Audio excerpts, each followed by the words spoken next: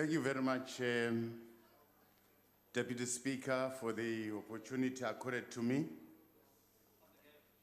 Honorable members, let us agree that social cohesion is the capacity of our society to ensure the well-being of all our people in a manner that minimizes socio-economic disparities, thereby avoiding polarization of our society. The reality of our country that all of us cannot ignore is that we are a plural society with notable racial, religious, ethnic, and cultural diversity. The critical point is how we manage such diversity in a manner that supports our collective and our mutual development. A cohesive society must be able to balance such contradiction in a mutually reinforcing manner and work towards reducing, if not eliminating, all the inequalities in our society. Once these inequalities are deep, they can lead to serious polarization that can produce social instability. Therefore, the question that all of us must ask and interrogate is whether the current social cohesion initiatives that we are engaged in as a country, are they working? Are they producing the desired results?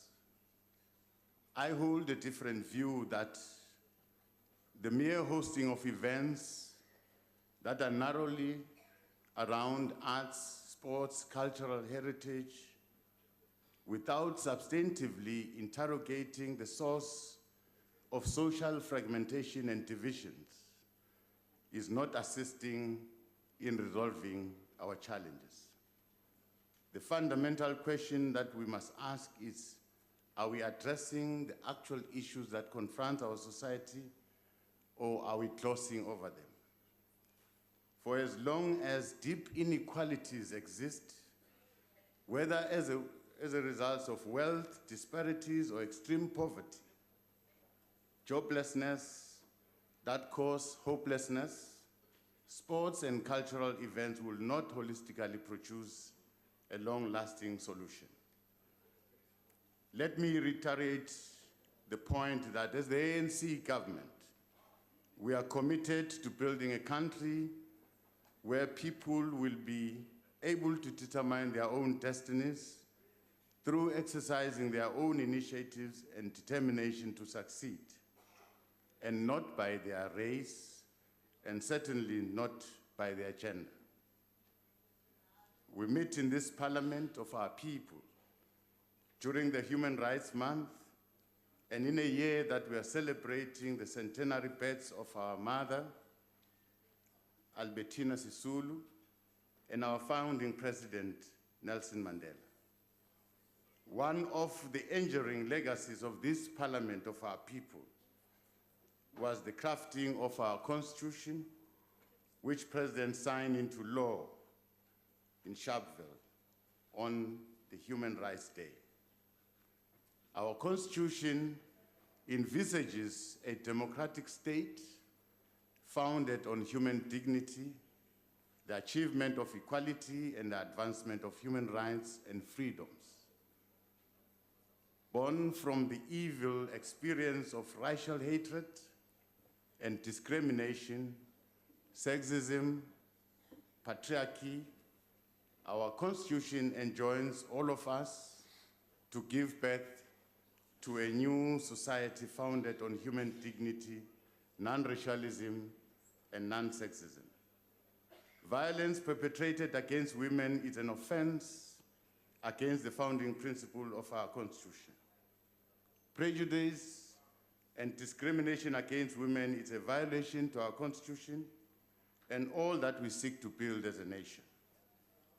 A nation that undermines the aspiration of women and oppresses them cannot have peace, nor social cohesion, and no development. The neglect and social exclusion of women in our democratic breakthrough will mean a betrayal of our liberation struggle.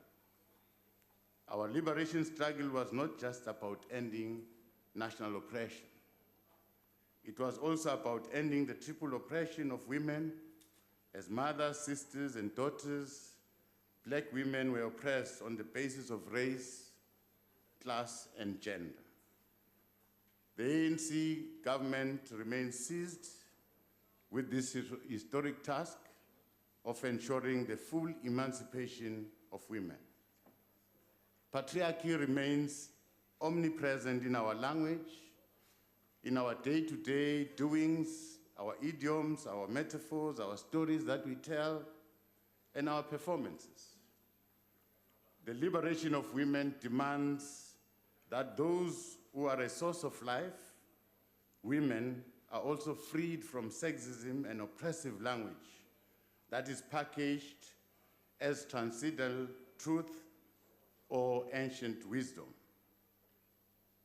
That is what our time requires. That is what the new revolution of our soul warrants.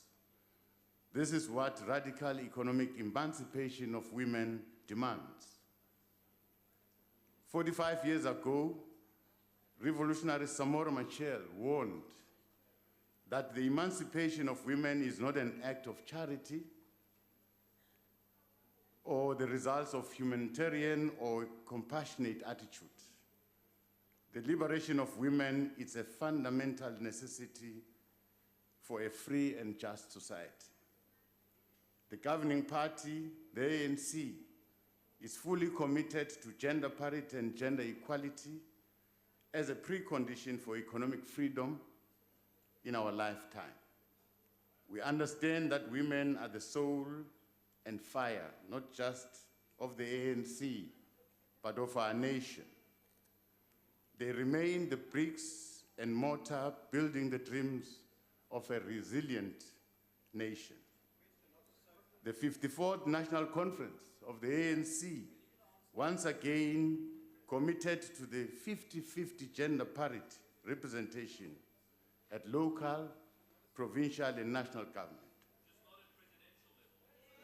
More needs to be done by other political parties. More needs to be done in the private sector to empower women. And more needs to be done to keep girls in our classrooms, in training, in employment, and in enterprise development. Our commitment, therefore, to ensure women's participation in the economy is unequivocal.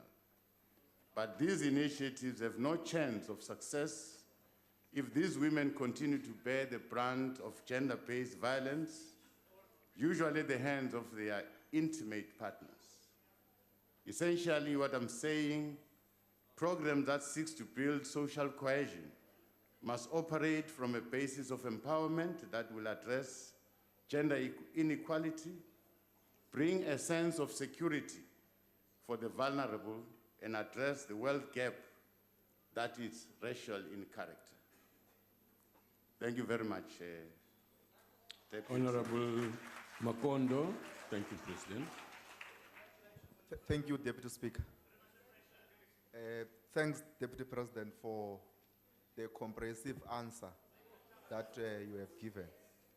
I agree with you that the issues that must dominate the Social Cohesion Forum must be the issues that has divided the nation.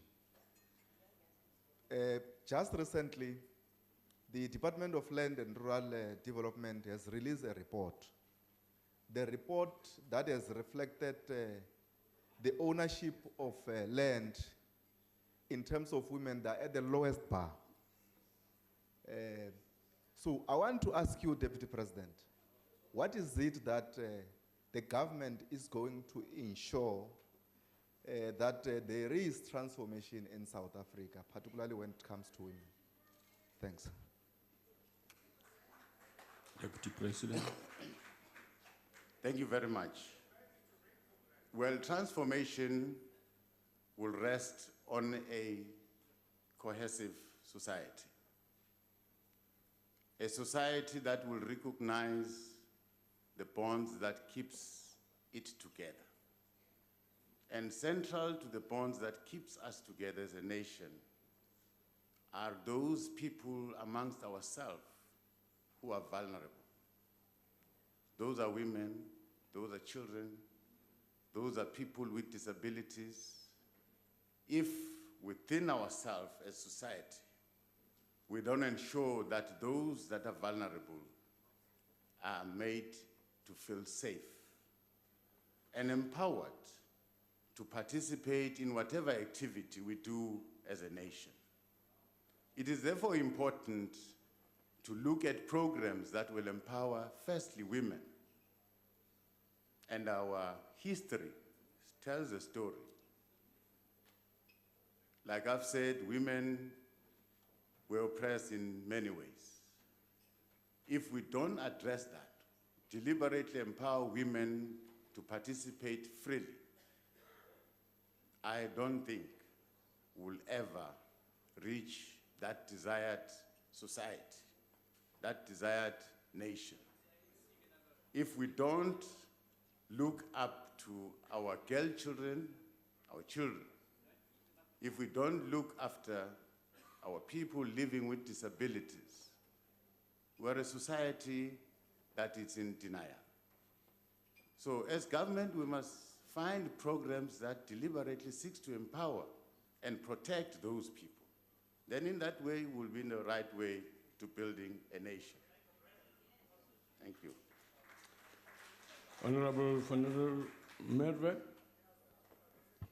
Thank you very much, Deputy Speaker and Deputy President. I think we all agree that the Zuma administration failed us, but in particular it failed women and children. And I say this because there were little political will to fight gender-based violence and very little political will to address gender inequality. So my question simply to you is, your new administration, how will you tackle these issues differently? But also, when will you establish the National Council Against Gender-Based Violence, which President Zuma promised us in 2012, but then was never established? And also, can you honestly tell us that you take women's issues seriously with the appointment of Minister Bathabile Dlamini to lead the Department of Women in the presidency? Deputy President. I'm sure you'll allow me not to answer that question, because the appointment of ministers and my appointment, it's a prerogative of the president. Well, I don't want to sponsor my opinion. What I can say is that I agree with the fact that we have not done enough to deal with women issues. And now that I'm here, it is my turn, together with yourself in this house. We must not fail. It's one thing to criticize and say someone has not done, but this is our collective responsibility, because women are being oppressed inside our homes. Women are being brutalized, tortured inside our homes by people who are very close to them. Now, that cannot be solely the responsibility of the state. All of us must really, as a society, if really we want to build a united, a cohesive society, all of us must take heed to that call. Thank you. Thank you, Deputy President. Honorable Stander.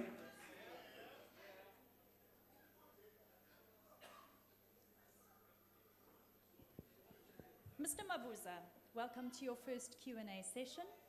How this works is that we ask you the questions and you provide the answers. Yes. Next time, would you mind reading the question paper so that you can give us the relevant answers? Thank you.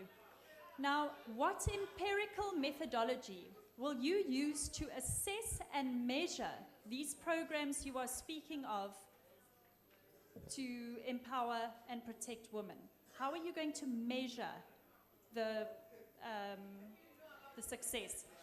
And secondly, if you believe in protecting women, why is Mr. Manana still sitting there after he was convicted by a court of law for assaulting women. Mr. Mabuza, I enjoy my ice cream without waffle, so a short, concise, straightforward answer would be appreciated. Deputy President. Thank you very much. I'll try my best to answer your question in a manner that I can, but not dictated to. I'm going to work with all stakeholders. Wait a bit. I'm going to work with all stakeholders that are concerned on women issues. Now, together with those, every sector of our society together put a program that is measurable, I'm going to meet with women associations, I'm going to meet with men, because many of these things are happening at the hands of men. I'm going to meet students, girls, boys. We are going to meet traditional leaders because they still hold certain stereotypes about women. Well, I've been here, I was just appointed yesterday, so stay patient,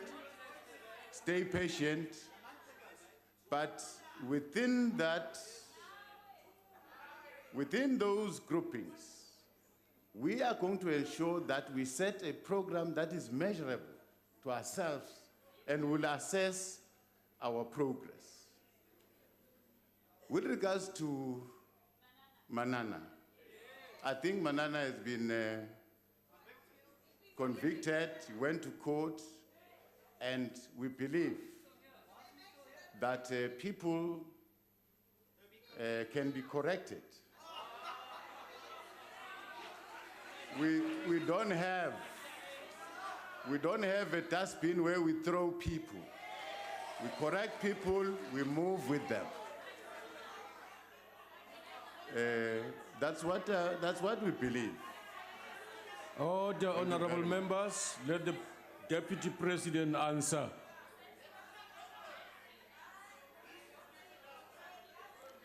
But the facts that are before me indicates that women are sexually abused, they are raped. The statistics in your country shows that is the biggest problem we are facing. Women are not allowed to express their views, depending on where they come from traditionally. Those are issues that we must approach because people believe in those things. But we must convince them that women are just like us, they're people. Thank you very much. Honorable Filtani.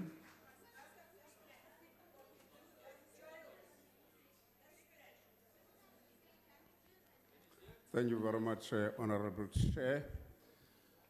Honorable Deputy President, we hope that you will do justice to our questions. Appreciate the fact that it's the first time. But here is my follow-up question on the matter at hand. Let's be practical and be less theoretical.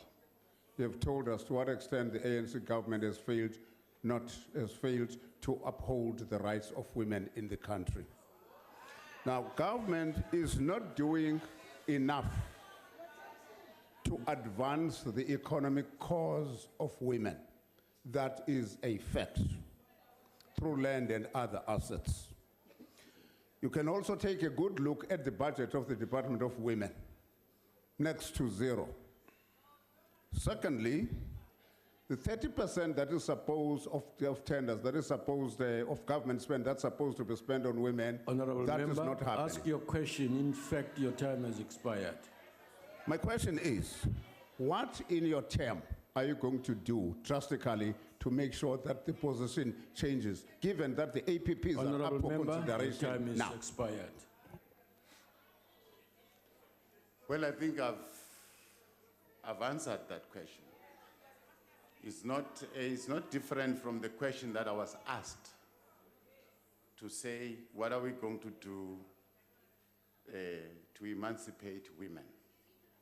So the long and short of my answer was trying to answer that. So you're repeating the same question.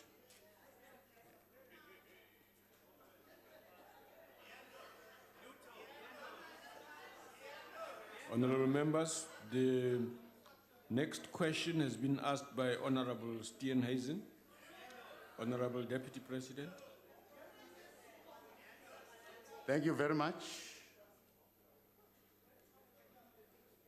Like I've said, Honorable Deputy Speaker, that we're meeting in this parliament of our people during this Human Rights Month.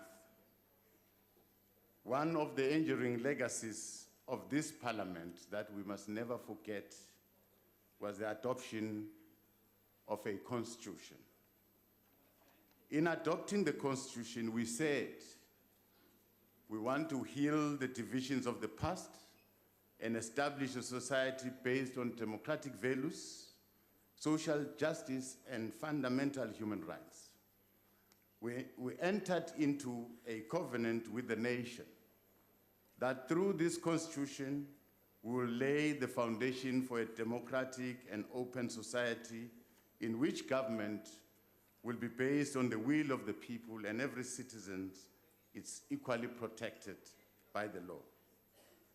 The Constitution remains our moral compass and a lodestar in a society in which all should work, improve the quality of life of all citizens, in which we all feel free and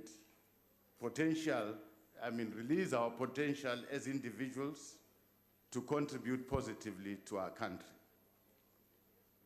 Moral generation is a fundamental pillar of building a cohesive and a caring society founded on ethical values, and the foundation on which the society that we envisioned should be built on. When in government we speak of building a non-racial, non-sexist, democratic, and prosperous South Africa, an objective reality we have to contend with is how do we build such a society from a very polarized past that has shaped our history. It was under the sterling leadership of the former President Nelson Mandela that we agreed our country needed an RDP of the soul. We are a society in pain due to the years of oppression, marginalization, and deprivation of civil and political rights. We had no common nationhood, and the black majority of our country were treated as subhuman. In many respects, the soul of our nation remained broken along two parallels, that of the ruler and that of the subject. The heavy-handedness of security forces against our people and the accompanying high levels of violent crimes experienced in our society pointed to a spiritual malady of a nation seeking its renewal, its rebirth, its renaissance, and its nation building.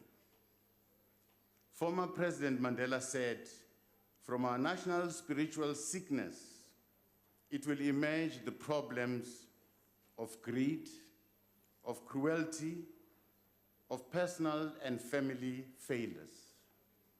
This," he said, "will help fuel the problems of crime and even corruption, and it will hinder our efforts to move forward at the required pace."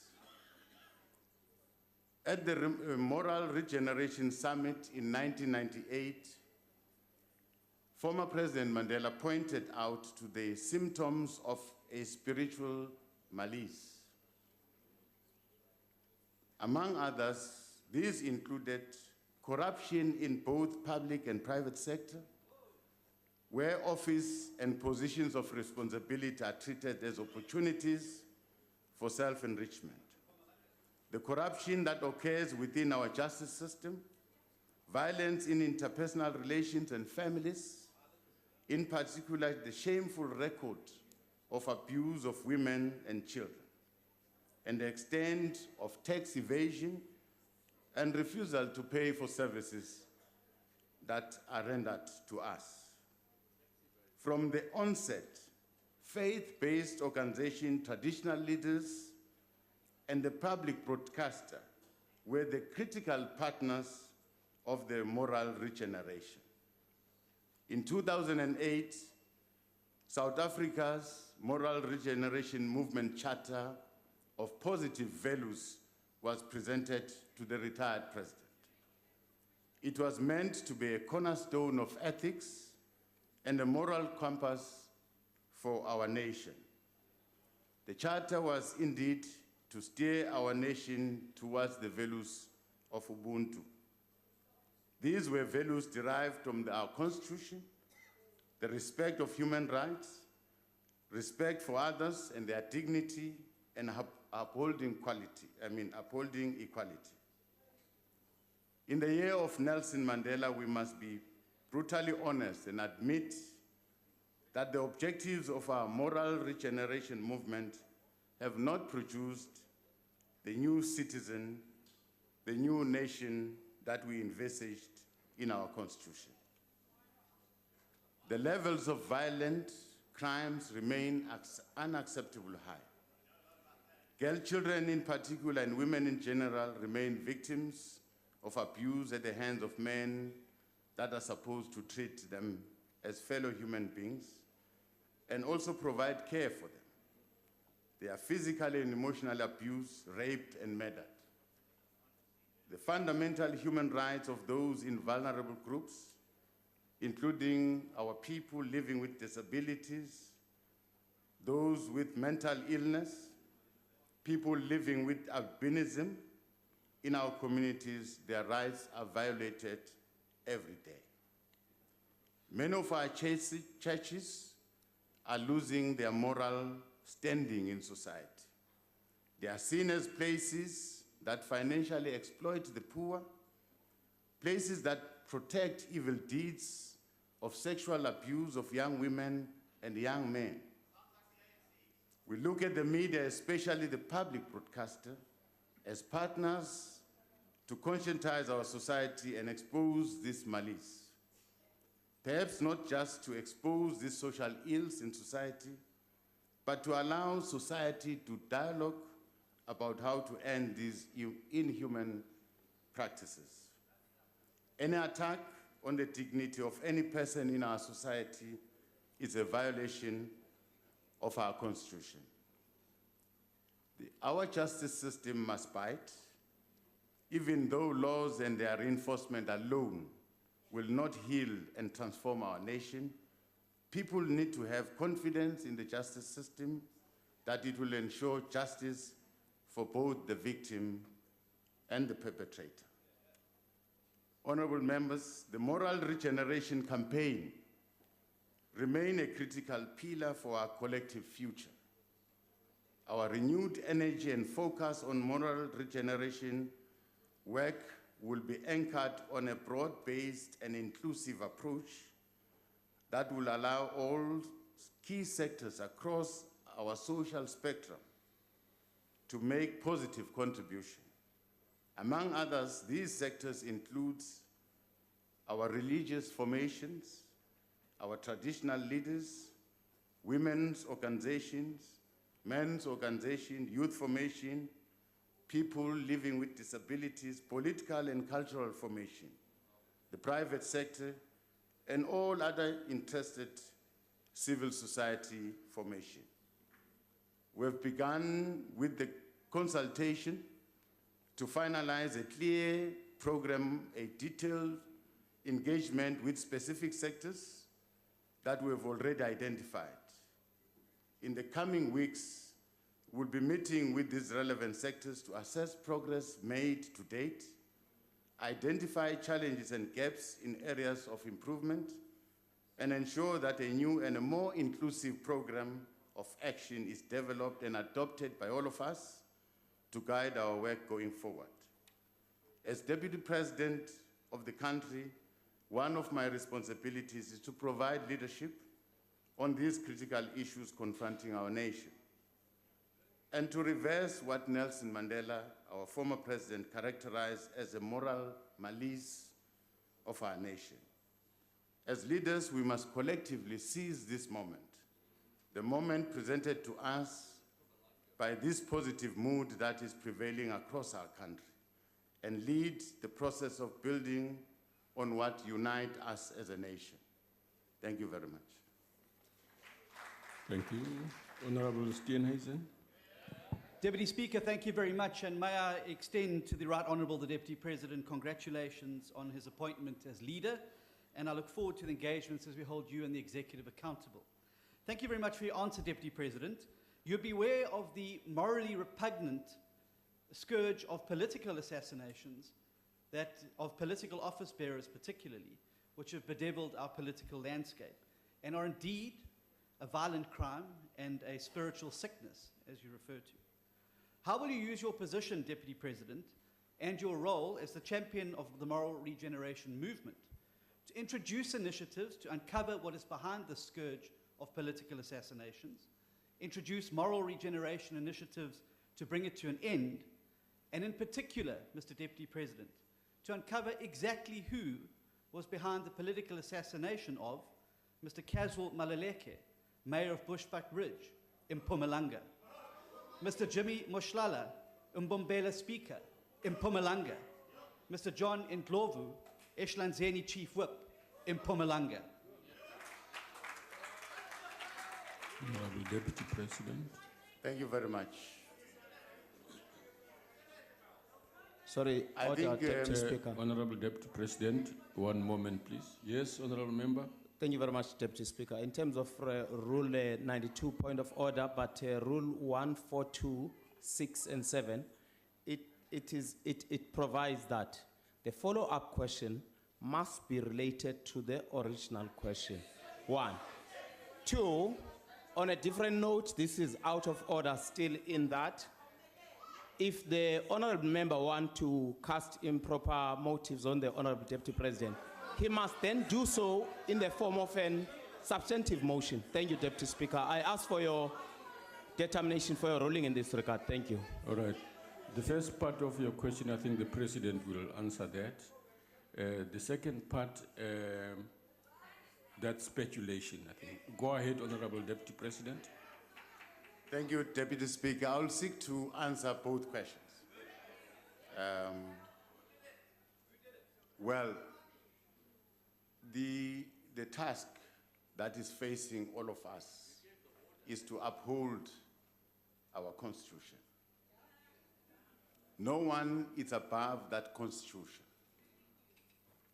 For those of us who hold certain opinions, who hold certain views, who are holding certain allegations, we know what is the right thing to do. The onus is on us. We have created the necessary institution in this democratic environment so that anything that seeks to violate our Constitution can be reported to those institutions. I think honorable members must do the right thing. Otherwise, we must avoid a situation where we go around casting aspersions against people without any due process. This, I take it, is just a process to harm their names and their character. But I take it, the law enforcement agencies in our country must do their work without our hindrance, without our fiddling. Any matter that is in the hands of the police, all I can do as a citizen is to help the police conclude or find a criminal. the police alone cannot really achieve anything in their function to deter, to fight crime, if as members of our communities, we don't cooperate with them. So if members here have any information about all the killings, the political killings everywhere, please confront the law enforcement agencies and report. Or if you know, go to the nearest police station and lay a charge. You normally do that yourself. You have laid so many charges. Now, it's one thing to go parallel to the law and cast aspersions and not report anything or lay a charge. You are allowed. You are allowed as an individual to lay a charge, but laying a charge means you must substantiate. It's easy to cast aspersions. It's not easy to substantiate on your allegation. Thank you very much. Honorable Hlengwa. Deputy Speaker, Yes, Honorable. the Honourable Deputy President answered the second part of the question, if you can call it an answer. The first part was what initiatives the Moral Regeneration Committee was going to put in place to deal with the scourge of political killings in South Africa. Honorable Deputy Point President. of order, Deputy Well, Speaker. Can we Point allow of the Deputy order. President to respond, please? Order, Please. Please.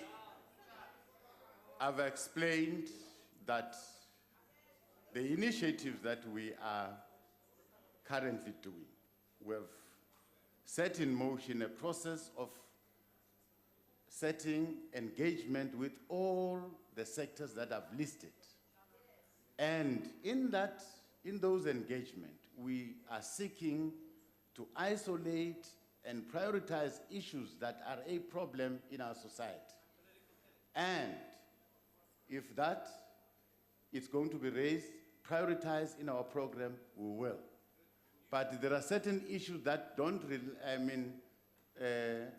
that are not in our jurisdiction, because we are going to dialogue. But there are institutions that are created. All what we need to do as this moral regeneration movement is to work with the law enforcement agencies, help them to do their work. That I've explained, that we'll be adopting a program that will be known to this country, and all the actors will be known to yourself. And you're also invited to join, because you are part of this country. Thank you very much. Honorable Hlengwa. Thank you, Deputy President. Thank you, Honorable House Deputy Speaker. Honorable Deputy President. Kufanele uchaze phela ukuthi awuyena uHlengwa usukuma ngaliphi igama. Ngoba manje Kwenza- amagama abhaliwe la likaHlengwa le umkhuleko. Kwenzeke iphutha sekela somlomo. Oh, uboqala lapho sikhulu sami ngiyojabula mawuqala lapho ya. Ndiyabulela. Ngiyabulela. Yeah. Honorable Deputy President, you correctly state that moral regeneration is a pillar of our future. And few years back, the ANC's aligned COSAS instructed learners across schools that if teachers beat them, they must beat the teachers back. And these days, we see a lot of these activities happening in our schools. And my question is, what message can you give to COSAS, and what will you be doing to change the situation around? Because teachers today are continuing in beating children, and children are beating teachers back. It's a whole mess in our schooling system. Thank you. Well, one thing we must recognize is that this is a situation that has been designed by our past, where we come from. But we can't always point at that past. As people living in the present, we need to find solutions of these problems that we inherited from the past. Now, the situation in our schools, probably our involvement will be in trying to find a lasting solution, building bridges and relations between our teachers, our parents, and our learners. Because a school is a school because of the three parties. Now, a situation happened where the discipline within our schools broke down. And it broke down because learners were resisting a system. And parents were cooperating with that system. And learners had to refuse. Now, that's where learners and the parents went different ways. Now, teachers were spectators in the middle. They could not come in and say to learners, the use of Afrikaans is wrong. You can't impose Afrikaans. Learners had to take it upon themselves to go to the streets against the will of the teachers, against the will of the parents. Now we must go back and say, you are learners, these are your teachers, these are your parents. Find the way of cooperate. And learners must now, in a free South Africa, must make time to learn, must focus on their learning. Our teachers must focus on their teaching. It's not only the learners that are on the wrong. You will agree with me that in a number of instances, there are news that teachers are having affairs with young girls, which now children, when they're at school, they are in the hands of, learners, when they're at school, they are in the hands of teachers, which should replace a parent. Now, if this parent seeks to have a relationship with this child, now where's the authority there? Now, you can blame courses, but I'm saying the problem cuts across. As much as we're going to speak to courses, we must speak to our teachers because they are not also standing upright. We must also speak to our parents to take their rightful role and ensure that their children go to school and learn. Thank you very much. Thank you, President. Honorable Tlowam, is Honorable Tlowam here? Yes. Go ahead, Honorable Member. Thank you, Honorable Deputy Speaker. Congratulations to the Deputy President. Honorable Deputy President, it's unfortunate that you are not a good example of a moral leadership. You lack credibility. I want to know if yourself, you have been rehabilitated since you were part of the Premier League, the rot of the past Zuma administration. How are you going to champion moral regeneration? Honorable Chauke. The honorable member is casting aspersion to the Deputy President. And the fact is that we cannot be standing contesting on the rules all the time. The Deputy Speaker, please, if someone is out of order, call him out of order. Honorable Chauke, you raise your point of order properly. Don't throw stones at me in addition to what you are raising, right? You are out of order. Honorable Tlowama, when you expect the Deputy President will respond to you if he wishes to. But when you raise your question the way you do, you are inviting me as a presiding officer and whips into your question and thus create a problem. You can do better than that. Honorable DP, you want me to rephrase my question?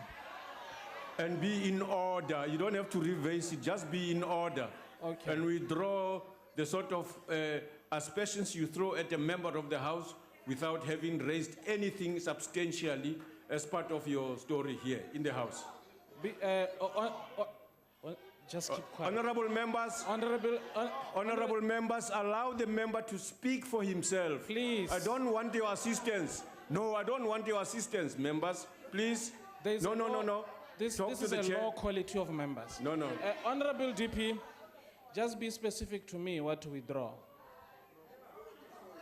Just be specific. Honorable member, when you say you are not an example of what you are saying, that's casting aspersion on the member. What do you mean? So you withdraw that. No, it's not. I'm not casting an aspersion. It's true. Honorable true. member, you are worse. You are worse than I thought. You withdraw that remark, ask your question, or sit down. Deputy Speaker, I don't know between you and me who's worse because I don't understand what you mean I'm worse. Is it Honorable part of member, the rules? you have a right to make any remarks as long as they are in order. Yeah, but If you choose to run, I asked you, be specific. I told you. What? Because it's true what I'm saying. He can't lead moral regeneration. He even failed in Mpumalanga as a premier. Honorable member. In 2017, Honorable Auditor member, General. Honorable Tlowama, you are supposed to bring any such statements in the House in a proper manner. And that's not a proper Yes. manner. Yeah, And so, because you have not done so, just keep quiet. and you are not going to do so in the next Yes. minutes, I ask you to withdraw that inference. No, I say, I understand what you are saying, but you agree with me, it's true. I'll bring statement. But what I said is true. Honorable member, please withdraw that. You withdraw what you have just said.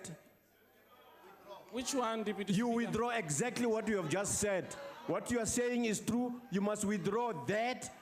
And if you don't want to withdraw, honorable member, we've got business of the House here. Yeah. There's good fresh air outside. Deputy Speaker, if there's good fresh air, you can go with me. But what I wanted to know. Honorable member, withdraw please unconditionally. Do you want me to withdraw the truth? Honorable member, withdraw or leave the House. I'm going to leave this house. Leave but the House. This is the truth. Honorable member, just leave the House. Honorable Misha. Honorable Misha.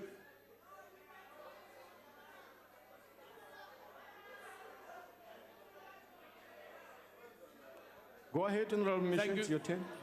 Thank you, Deputy Speaker.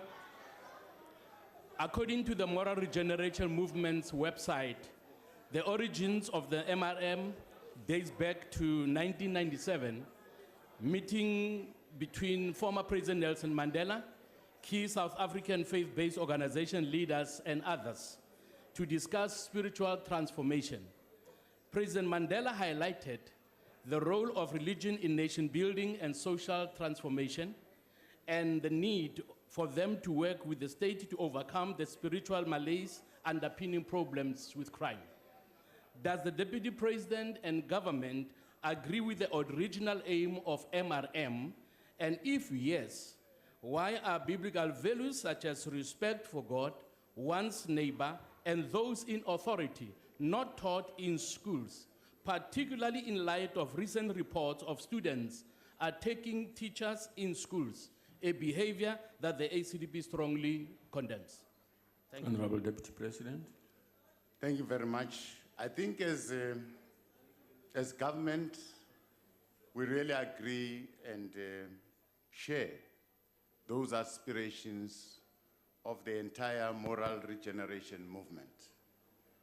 But because, as I've said, religion was seen as a central pillar in the whole movement, we therefore cannot prescribe, because in terms of our constitution, we are a secular state. We are not going to prescribe the form of religion. But whatever religion is being practiced must conform and must adhere to our constitutional principles. But the very same religion that we know, all of us, that went through, all of us, Christianity, like I've said, it's beginning to lose the very direction that we hope they must show. There are incidences that you know, Honorable Mushe, that now people are made to drink certain things. They say they will heal. People are made to do certain things in churches. That undermines what the religion stands for. And now the church ceases to occupy the leadership role in our moral regeneration. Of course, this is a matter that we should dialogue with the churches, because I've heard a number of churches condemning certain actions, but government must assist. We must assist the church. We must assist all institutions that seek to uphold our values and build a nation. Thank you. Thank you, Deputy President. Honorable members, attention has been drawn to me that that space, because it was not taken, we will give it to the Honorable Sheikh, who was next on the list.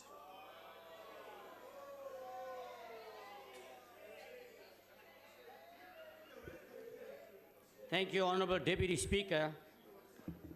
Deputy President, let me welcome you to your maiden question and answer session. But let me start off by asking Deputy President, I heard us talking about political murders. But what about the political murder of Robert Jean Cora Smith? Robert Smith and his wife Jean Cora Smith that were brutally murdered, a financial genius in 1977 by the apartheid regime, because he was about to release the information, delicate information of corruption in any event. But coming back to the question here, Deputy President, we all understand and know that the socio-economic conditions under which our people live in today. Now, in your plan of action in wanting to create a better society, together with the religious organizations and other stakeholders, would you ensure that the community themselves have a greater role to play in Honorable this? Member. Thank you. Your time has expired.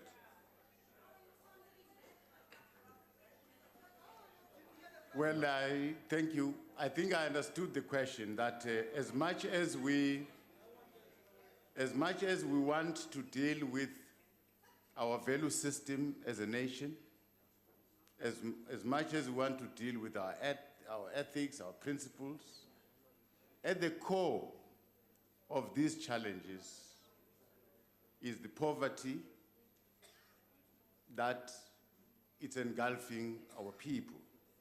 It's unemployment. You will understand that part of my role as Deputy President assigned to me is to coordinate all programs that seek to deal with poverty. They call it anti-poverty programs. That means we are going to work together with colleagues in the executive to ensure that in areas where there's poverty-stricken areas, we design programs to intervene so that we lessen this burden. We'll also design programs by way of my role in leadership, in leading the human resource development strategy, to ensure that more and more of our young people are trained, are given skills so that they can escape from poverty. Their chances of finding employment are increased. So yes, part of the social ills that we see today are caused by problems of unemployment, poverty, and inequality. Yes. The next question has been asked by Honorable Shivambo. Honorable Deputy President. Thank you very much. Honorable Member Shivambo, one of the biggest problems as you know, that is confronting all developing nations of the world today, especially the African continent, is the illicit and illegal movement of money, extraction, and capital flight of our natural resources. If you see today, the question that we're discussing today is topical in Zimbabwe. Correctly define this illicit financial flow should, for us to be characterized as the re- and neo-colonization of a special type. They constitute organized crime, just as corruption, tax evasion, and racketeering steals from the national fiscus. These are monies that could be better spent on economic infrastructure, education, and social services. It is monies that could be better spent on growth, development, deficit reduction, and the reduction of the indebtedness across the African continent. In the final analysis, this illicit financial flows steals from the people. Accordingly, they should not be treated lightly as misdemeanors. They should be recognized for what they are: organized crime and corruption. They represent a significant opportunity cost on the poor. They create deeper inequality, unemployment, and poverty.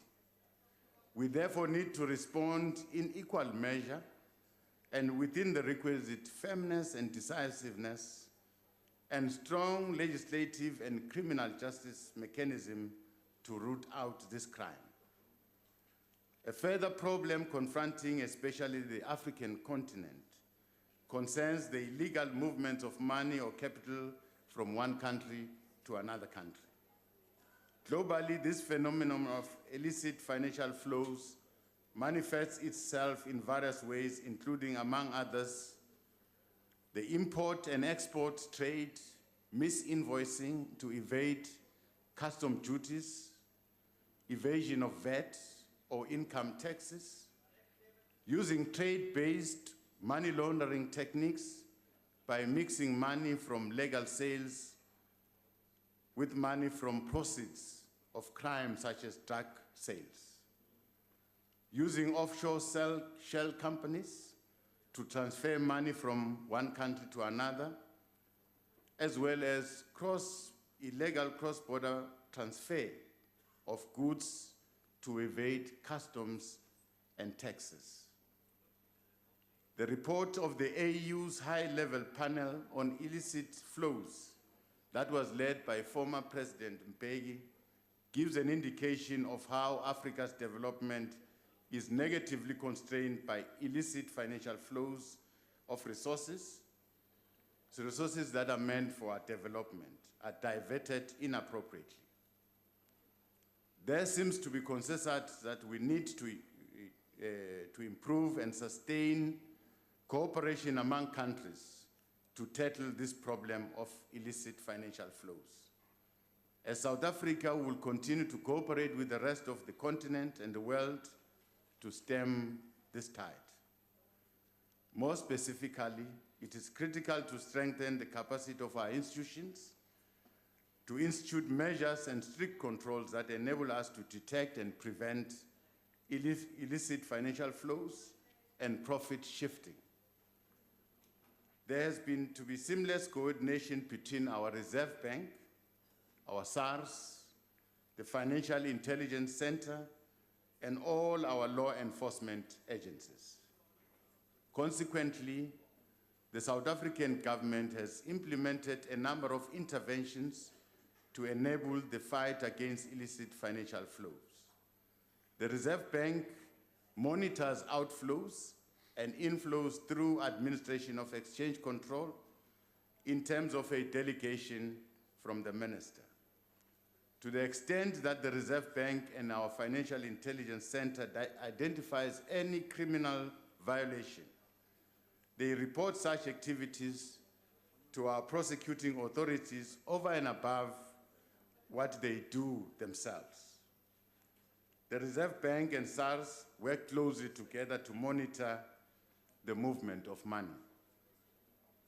Application for cross-border transactions often require tax clearance by SARS to ensure that tax risks are being reduced. Ongoing interaction between the two means that attempts to move capital offshore for tax reasons are reduced. Yes, much more still needs to be done in this respect. However, we are yet to see the attendant criminal justice responses and consequences to curb this crime. The poor expect us to act and intervene on their behalf. They expect us that we should treat crimes of greed with the same vigor that we treat any petty crime. For our party's government, we've generated the consensus and sustained cooperation necessary to tackle the problem at a multinational level. For your part, as this legislature, you must engage whether you should not initiate necessary legislation to try and fill in the gaps that might be there. Here at home, we are strengthening our institutional capacity to monitor, detect, and prevent profit sharing. The Reserve Bank, SARS, Financial Intelligence Center, and all other law enforcement agencies are working seamlessly together.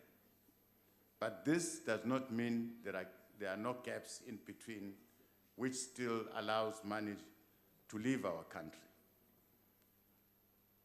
Probably the day we will see some arrests, our public will be confident that the law is taking its course.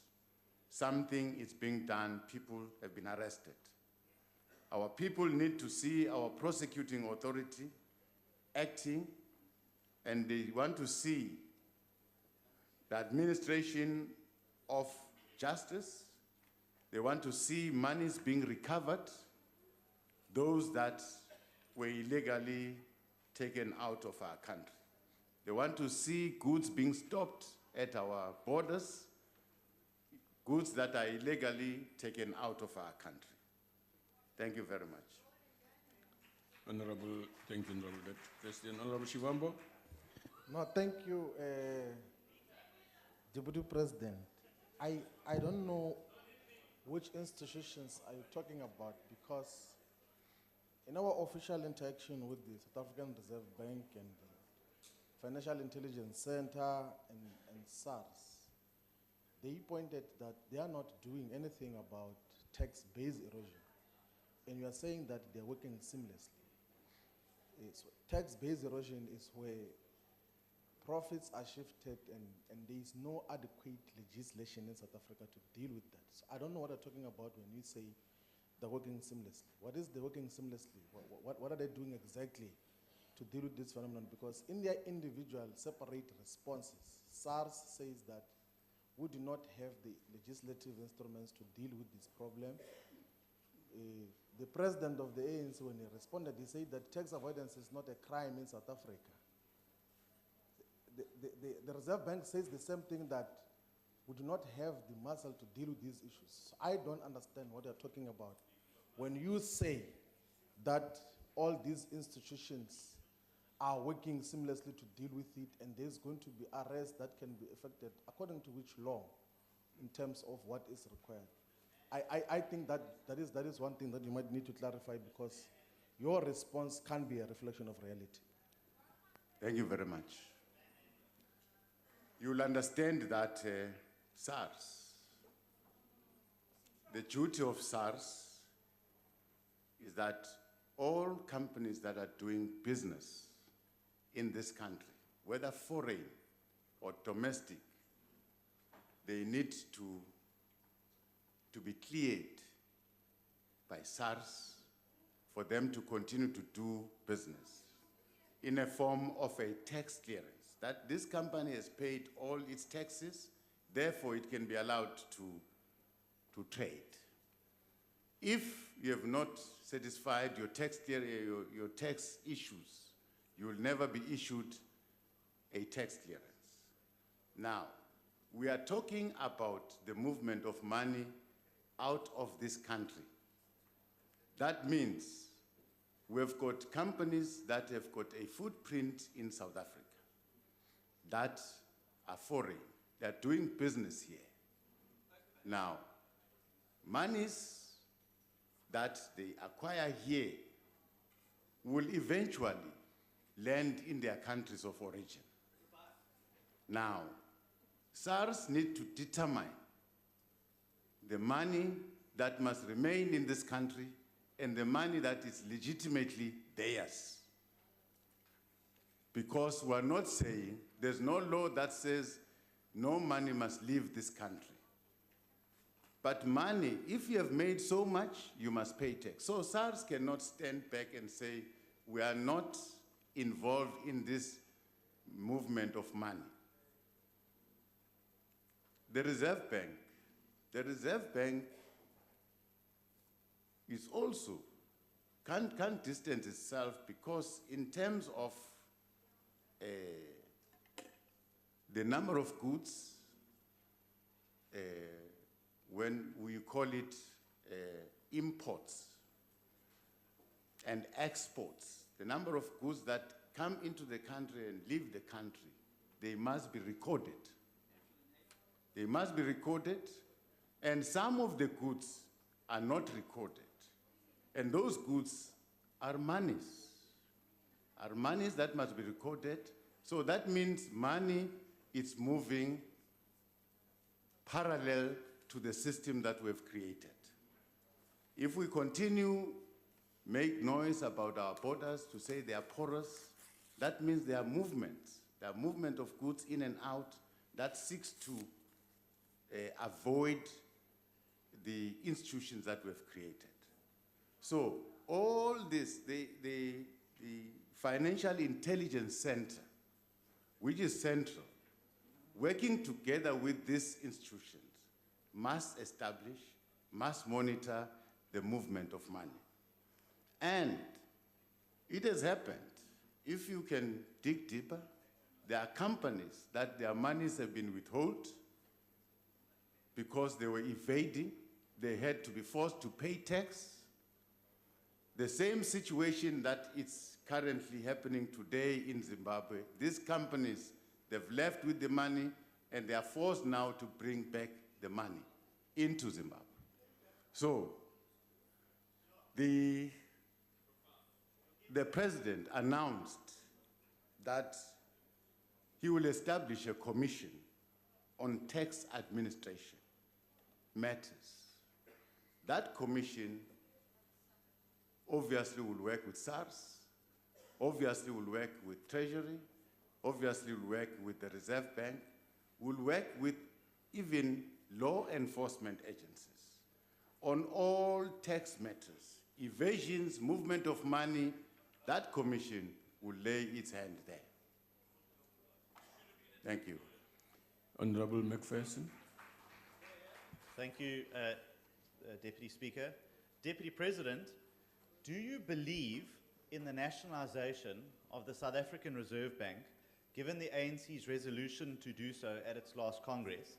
And if so, how would this fight illicit financial flows and cement investor confidence alongside expropriation without compensation? Deputy President. I just think this is a new question. I've got that feeling. I've got that feeling that this is a new question. It's about the privatization of the Reserve Bank, but we're talking about illicit financial flows. Deputy Speaker. I just have that feeling. Yes. Deputy Speaker, with respect, the Honourable Deputy President, in his very lengthy response, went into great detail about the mandate of the Reserve Bank. The follow-up question is germane to the oral follow-up that the Honourable Member has given, and he must answer it. Otherwise, we're reducing this to a joke. This is what accountability is. And just because Mr. Ibrahim hasn't written an answer for him, it doesn't mean that he shouldn't answer the question. Honorable Steenhuisen. The Deputy President expressed a feeling. And even before he concluded that, you were already on your feet, talking and giving conclusions and deciding what he should do. So the Deputy President will respond if he feels so. Yes, that's my view. That's my view. Honorable Member, the privatization of the Reserve Bank is not the question that I'm here for. So if you want me to probably answer that question, I can do so outside this question and answer session, but it is not the question now. Deputy Speaker, on a point of order. Yes. My question to the Deputy President specifically asks, how will the nationalization... Honourable Member. No, please let me finish, Deputy Speaker. How will the nationalization of the Reserve Bank help fight illicit financial flows? That is a very direct and purposeful question related to the original question. The Deputy President must be able to answer that. It's a simple question. If he can't answer that, what can he answer?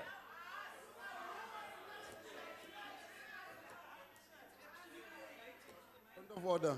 Honorable Chauke, what are you raising on? Point of order, Chair. I want to bring your attention to Rule 41.2.6, which deals with totally a new question. The question must arise from the original. Secondly, you have made the ruling, Deputy Speaker, and the Deputy President has responded that he will not be able to deal with this matter now. So the matter falls away. Honorable Deputy President, please.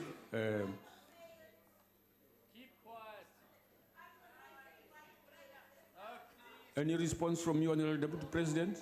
Honorable Deputy Speaker, I've expressed my view. This is a new question, and I'm not going to Deputy Speaker, attempt to answer Right. it. Honorable members. Deputy Speaker, the Deputy President. may I address you earlier in Rule said- 41? Honorable Steenhuisen, Honorable Deputy President did say earlier on that he is prepared to respond to the question as posed originally by its original poser differently. Deputy Speaker, this is an oral question session laid down in terms of the I rules. know that. Can you please then make a ruling, not your view, can you make a ruling that this is a new question so we can take you to the Rules Committee and teach you a lesson? Honorable Chauke, take your seat. Honorable, no, I'm not going to make a ruling. No. I will not, precisely because of the way you've done it, I'll use that as the reason why I'm not going to answer you. I'll teach you a lesson, yeah. Yes.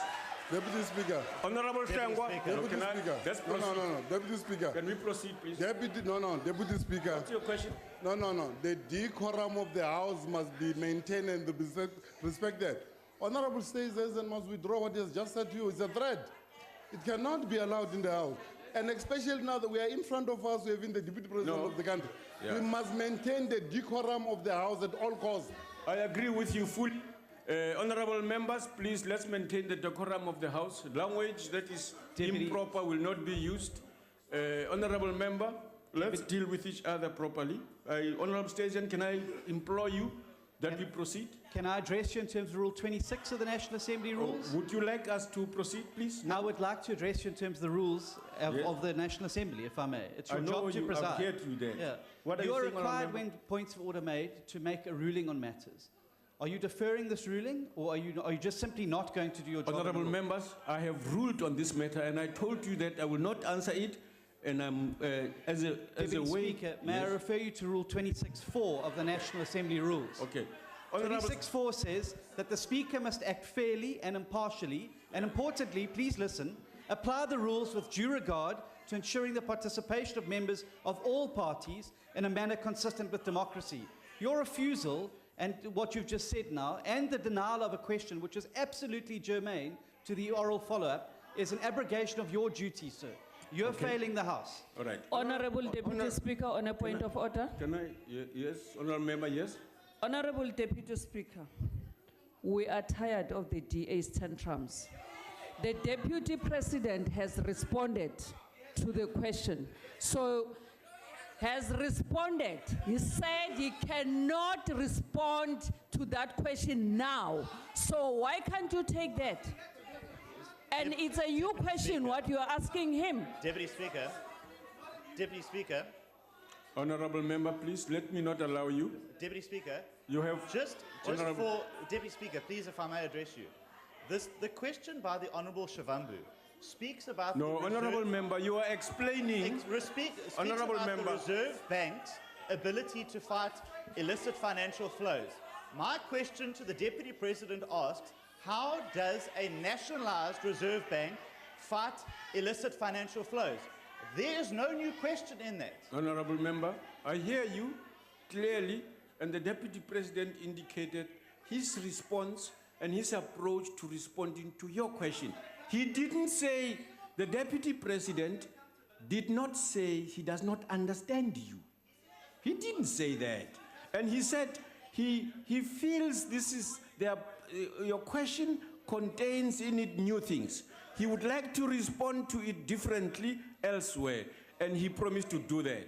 Now, let me, honorable members,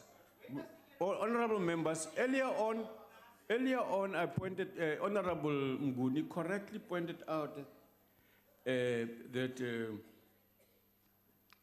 when questions are posed, the supplementary question must contain one supplementary question. And this one is also the Deputy President's choice. We do have flexibility. The Deputy President, if he wishes to respond to all of them, of course that would be our preference sometimes as well, that he answers as broadly as he possibly can.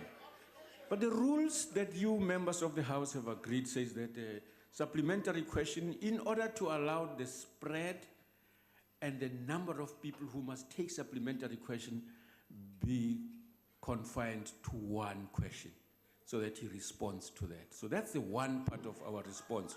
Secondly, honorable members, I would like us to proceed on the understanding that the Deputy President will respond to the DA question in the manner in which he suggests he will, and that he will be able to provide you with the answer that you want. Deputy President? Deputy Speaker. The honorable members want to know when. I thought And he said how? outside of here, This so is you an can oral write to them. question session. He's supposed to answer here. Where is he going to give us the answer? In Barney's or outside? This is ridiculous. Honorable On a Sengwa, please point take of your place. I'm order, moving on honorable- now. Okay. I'm moving on. Honorable Sengwa, ask your question. Ngithokoza kakhulu umhlonishwa Sekela Somlomo. Sekela Mongameli. The Deputy Governor of the Reserve Bank cites among other things. Honorable Steenhuisen, you are insulting me. And it's inappropriate that you say this is rubbish proceeding. It's inappropriate, it's out of order. Your frequent doing that is out of order. You're out of order, Honorable Steenhuisen. Deputy Speaker. Go ahead, Honorable Deputy Sengwa. Speaker. Deputy Speaker. Whatever that Honorable Steenhuisen is raising, we heard it ourselves this side.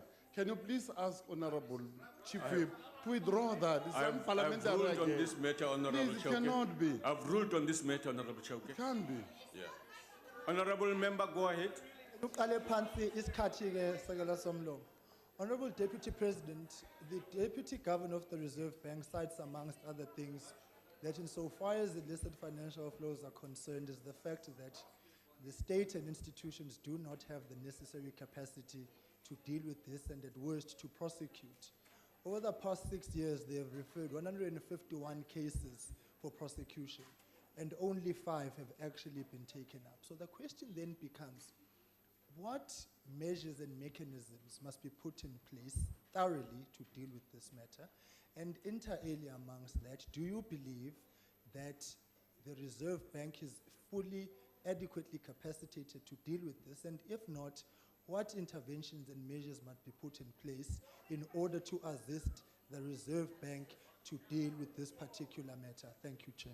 Futhi nimthemba uDP uyakwazi ukusiphendula ningamkhulumela kalona idlozi. Thank you very much. Well, I've noted and I've said so that there are gaps that needs to be fixed to prevent this movement of money. Now, that can only happen when all these institutions work together to detect those gaps.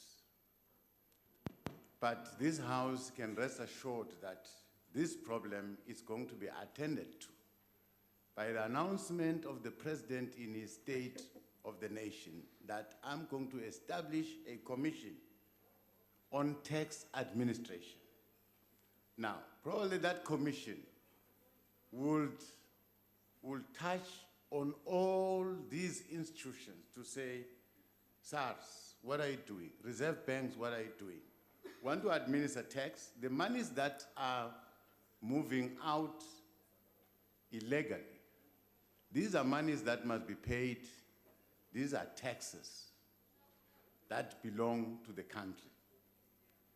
So this commission is going to look at how we administer these taxes. Where is the gap? Where are we losing the money? Now, standing from outside, well, the deputy governor is saying, well, we've identified cases, we've identified people that have defrauded, and there are cases before our prosecuting authority, and prosecution is not happening. But to prosecute, the Reserve Bank must be able to give evidence to say this has happened, and this happened. And those companies have got the right to reply. Well, there is progress. Some cases have been closed. Some cases are still on the road. That also probably could be the space that this commission will have to look. Where can we strengthen so that these companies don't evade, don't run away with murder? Thank you. Thank you. Honorable DG Mahlangu. Honorable Deputy President, given the fact that illicit financial flows is contravening capital control and regulatory frameworks in our country, what is the Financial Intelligence Center planning to do to address money laundering and combating financing of terrorism in our country? Thank you.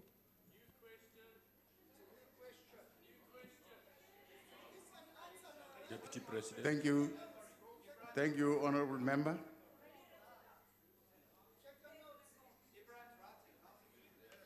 The Financial Intelligence Center and National Treasury are undertaking a review of a list of scheduled institutions that they must work with to try and strengthen what areas that they feel are weak.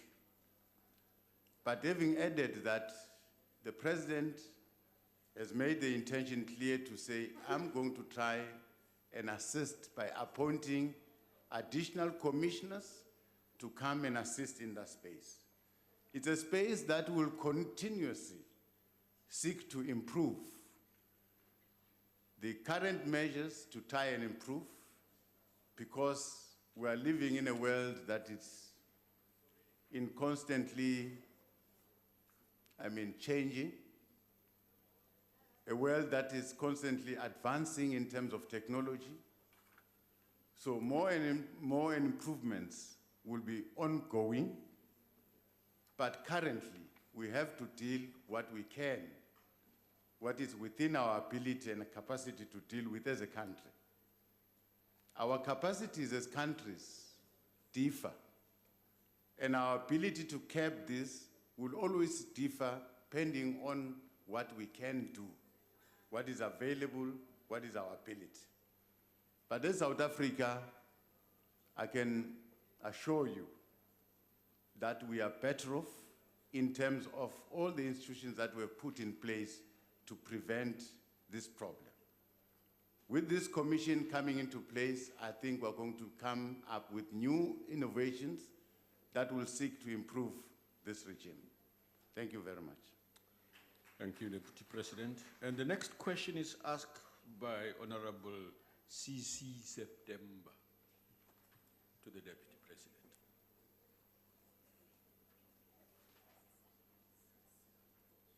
Honorable Deputy President. Thank you. We are stepping off that question. Yes, sir. Going to question The 4. issue and the question asked by the honorable member is based on our human resource development strategy of our country.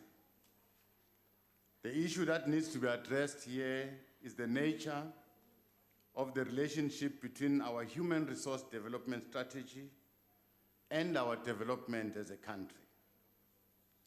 For our country to develop, we need a skilled workforce so that as a nation, we are able to raise our competitiveness and are able to respond to the dictates of any modern economy.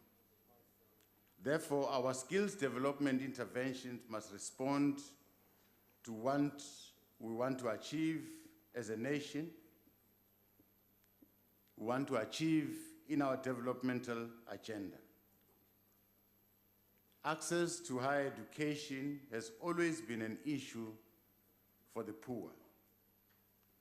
The fee-free education addresses the barrier that is prohibitive to development of the general poor and their escape from poverty. We have thus introduced a fee-free quality education to ensure that we open the doors for the poor who would ordinarily not have access to higher education. The provision of free higher education is a victory for all the people of our country. It is a victory for the sacrifices of generations of freedom fighters that you can name. It is a victory for our heroic youth struggles. All the 1976 generation, this is their victory.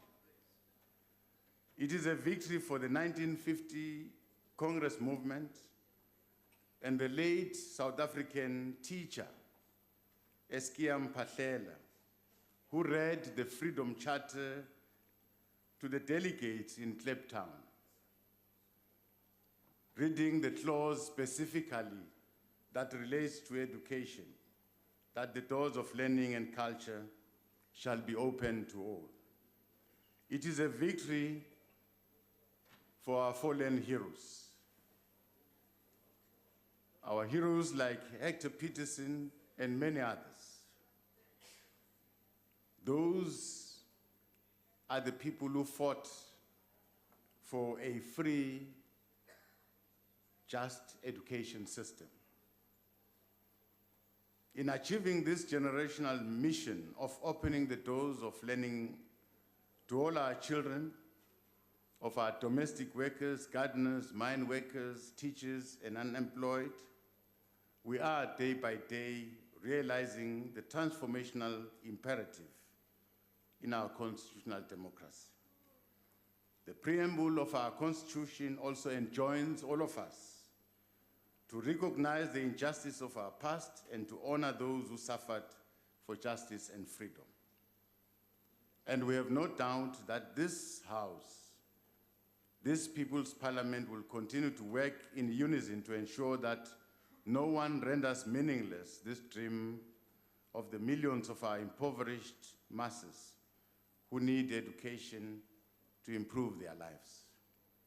And let us always be guided by the wise counsel of our founding President, Nelson Mandela, who said, "Education is the great engine of personal development. It is through education that the daughter of a peasant can become a doctor, that the son of a mine worker can become the head of a mine, that the child of a farm worker can become a president of a great nation. Honorable members, one of the main pillars of our human resource strategy is the supply of the adequate skills that our country needs, especially scarce skills, through further and higher education and training. Free higher education will ensure that students will now concentrate on their learning.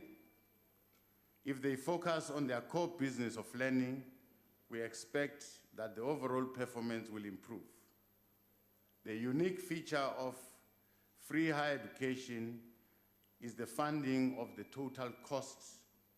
That means your meals, your education, your books, your accommodation, and other needs that our students need.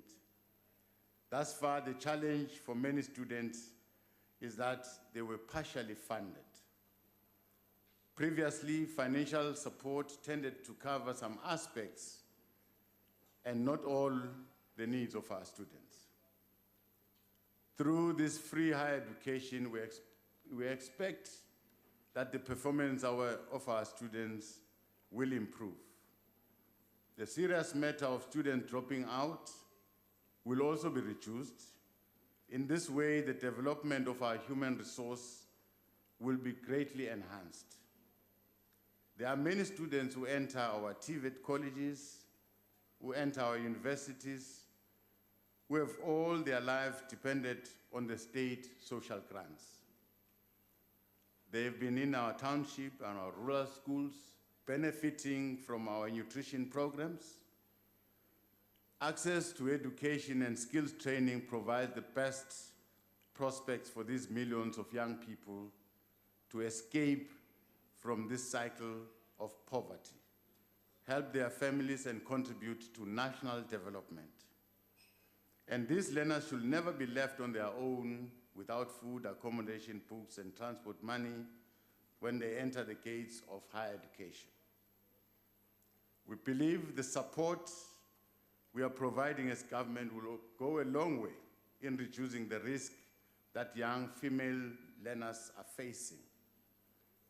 It should deter them from transactional sex and unprotected sex with abusive elderly men. It should help reduce gender-based violence, unwanted pregnancies, and the spread of HIV and AIDS. It is common knowledge that where the total needs of students are catered for, such students stand a better chance to successfully complete their studies. The South African private sector must also find it necessary to continue to invest in the education system of our country, because an appropriately skilled population is a huge benefit for our economy.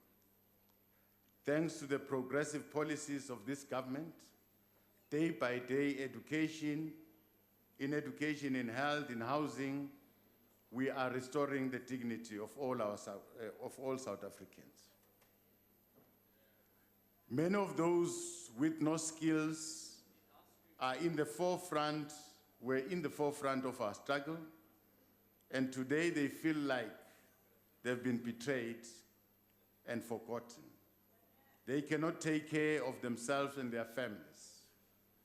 Many did not finish high school, they have never worked, and they live like beggars, stripped of their dignity and identity. This is a very familiar South African story, which must give all of us sleepless nights.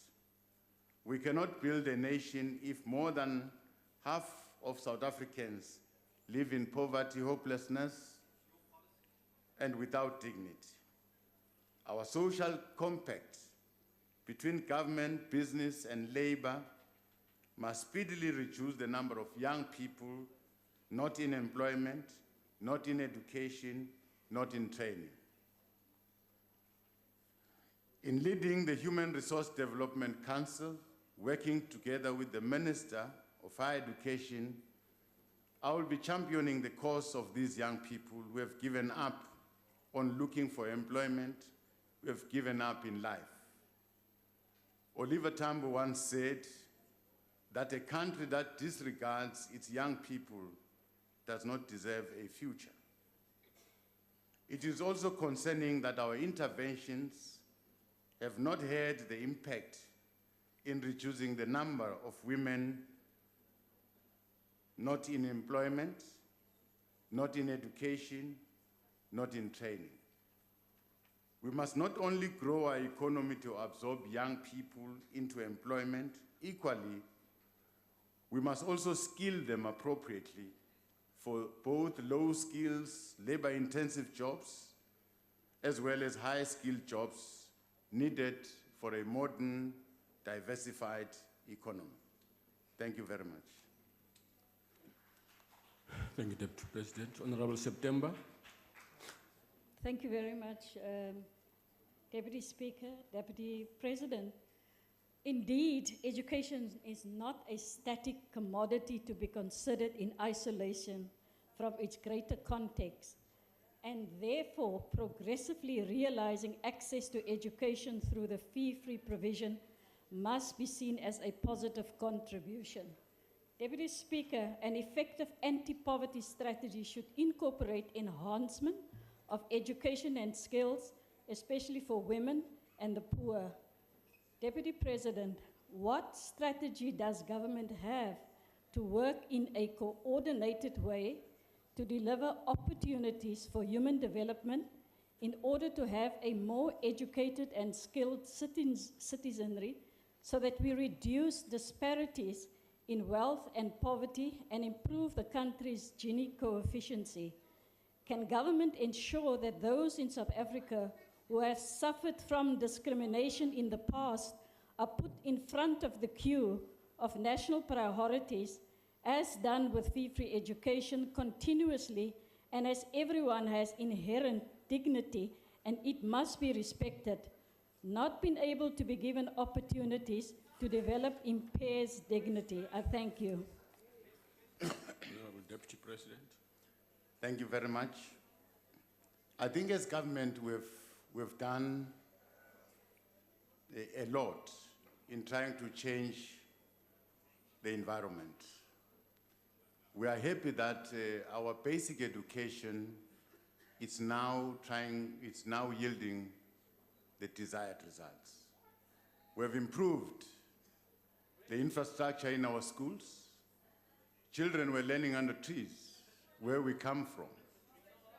Now children have got schools. Children have got books at school. Children have got transport that takes them to school. Children have got food. That has contributed immensely to try and stabilize the learning environment in our basic education. And that is the base.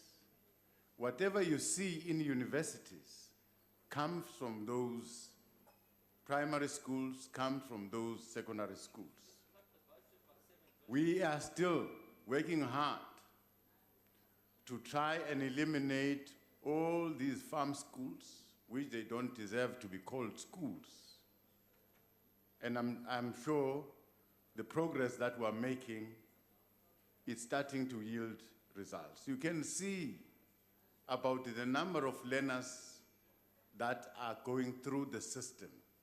The number is increasing day by day, year by year, and we're seeing more and more bachelor's passes. We're seeing more and more diploma passes. That should be a good sign. This government has also tried to widen and broaden higher education. The introduction of TVET colleges, expanding training, it's a good thing for this country. The expanding access in universities by coming with 2 new universities, which are not enough. We still want this government to build more and more universities, given the fact that there's always a bottleneck when children are supposed to be admitted in universities. Some students are unable to get entrances in universities, that is an indication that we are short of spaces. We are short of universities. As a country, we've done better so far, but more and more still needs to be done in skilling our nation. In skilling our nation, we will be, in a way, improving our economy. There can't be any economic growth without a skilled labor force behind that economy to exploit the resources that are available, that are presented by our country. Thank you very much. Thank you. Honorable Buzoli. Mr. Chair, so-called quality free higher education is not of high quality for many and is also not actually free.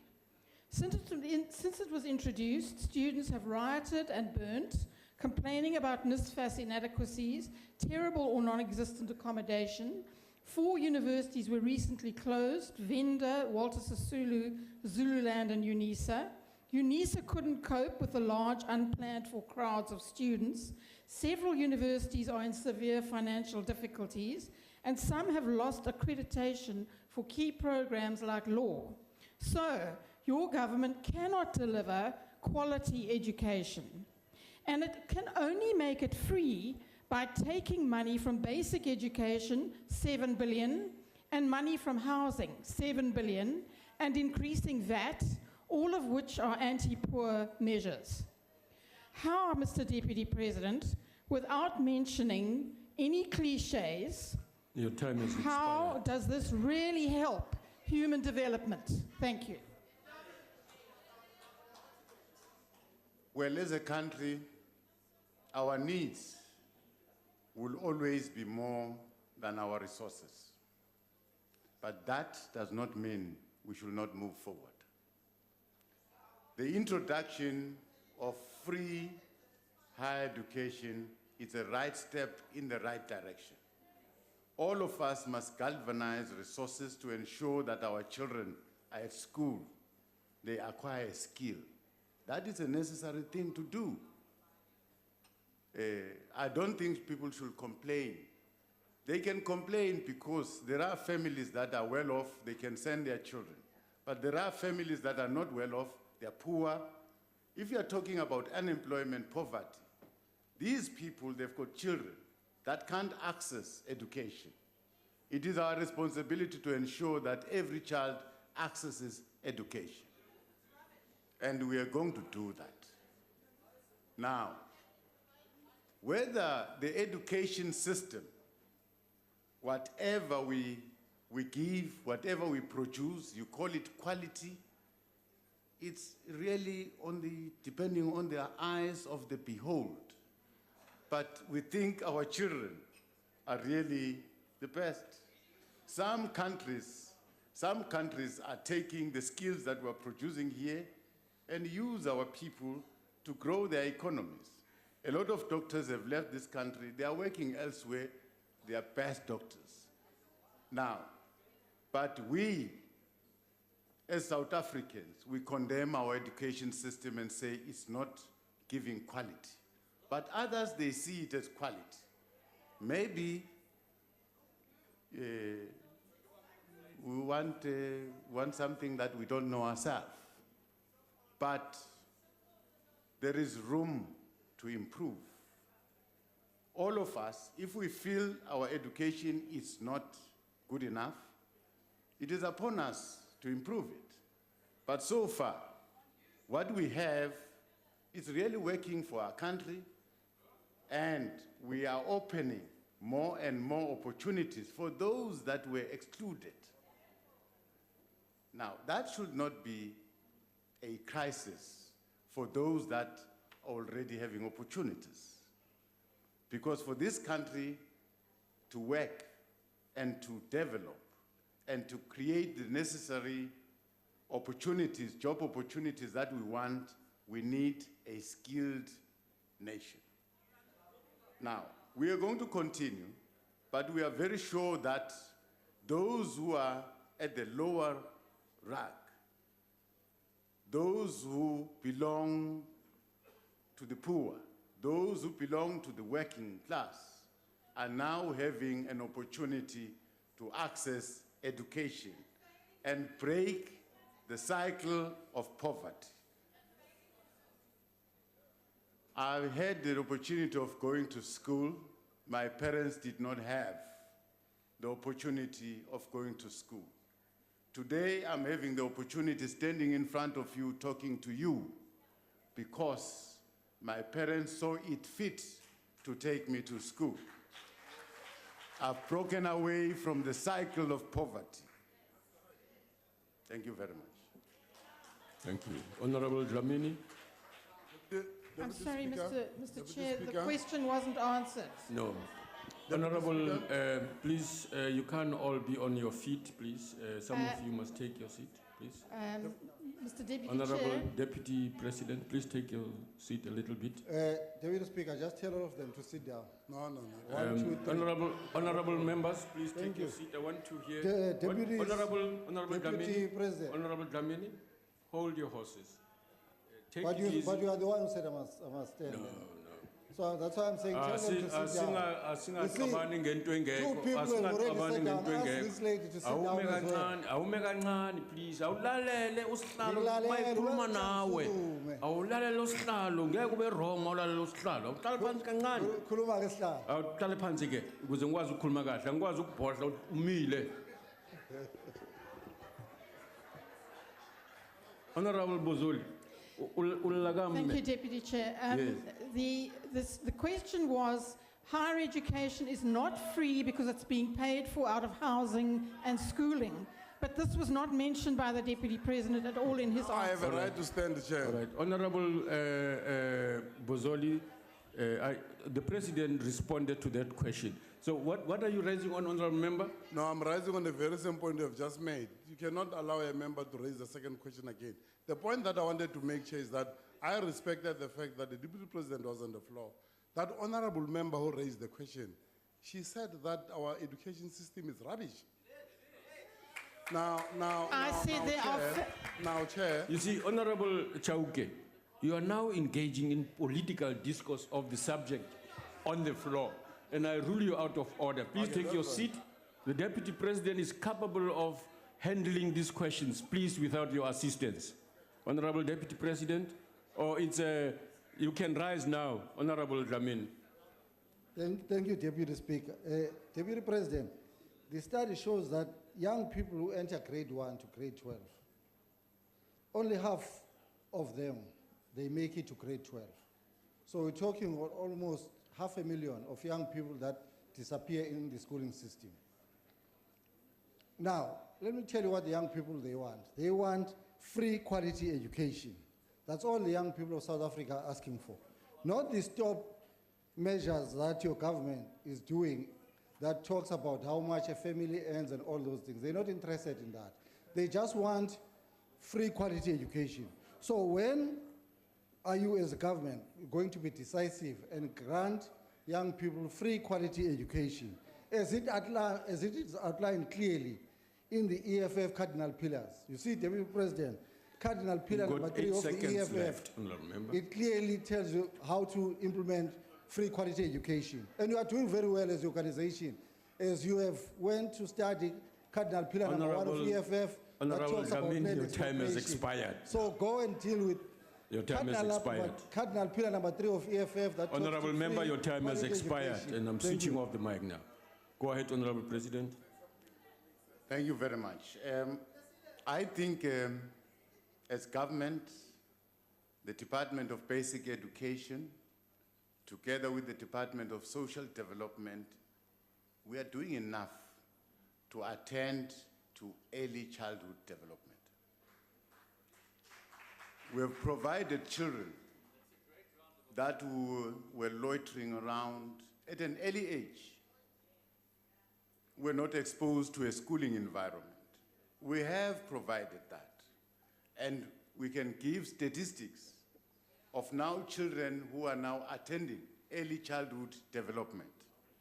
That prepares a child for a primary school, for a secondary school. Now,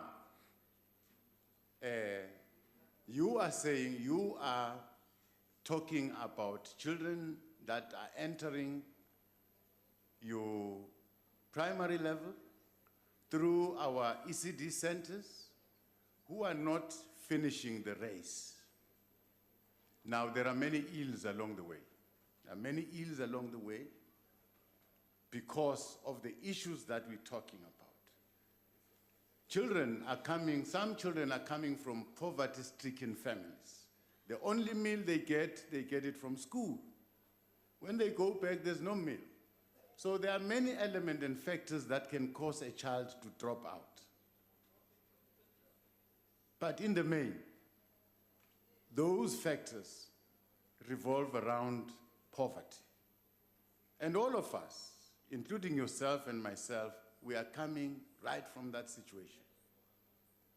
There was a point at a certain stage in your life where you went to school without food. Government is spending a lot of money ensuring that at least a child must have food. So this is the only meal a child will get in between in a day. And that is probably the main reason that keeps the child at school. Doing that, giving our children food, we have to provide facilities. I said so that when I was doing my grade 1, I was attending under a tree. And today I'm fighting very hard to ensure that our children are under a classroom. The kind of education they receive there, it's equally the same as the education a child in an urban area will receive. We're trying to normalize. But you should understand that the journey is too long and very tiresome. We are in the middle of our journey. We are not really scared about those who are trying to disrupt the journey. We will continue with this journey because we know we live with those people. The experience is a day-to-day experience that we must improve the situation. Thank you. Honorable Kubisa. Thank you very much, Deputy Speaker. Honorable Deputy President, you and I know that the Ferrudian system of education was meant to ensure that there was no place for a black child in vocational or technical education. But of course, we've seen our fellow Africans, those who come from Mozambique, Congo, and other countries, that they were schooled in vocational education, particularly in engineering, mechanic, plumbing, electricity, etc. Now, do you think that with the provision of free quality education, the country will be able to strengthen the vocational element of our system, that is vocational technical education, with regard to FETs in particular? Thank you very much. TVET colleges. Deputy President. Thank you very much. We took a brief discussion with the Minister of Higher Education, and the few engagements that we had, I always insisted on skills training. I insisted on skills training, and I sponsored a view, because the kind of TVET colleges that we have today probably require an entrance. They require a certain minimum level of education that you must have to enter the TVET college. But I said to the minister, there are young people who have never had an opportunity to see the door of a school. What do you do with those young people? you can find a way of giving that young person a skill, like plumbing, like carpentry, that will not require basic education. It will require that this young person is taught how to use his hands, get that skill. And finally, that skill having been imparted, there must be a recognition that I know now how to put a pipe, how to lay a pipe. Because in our case, the general black majority of our people, some of them have never had an opportunity to go to school.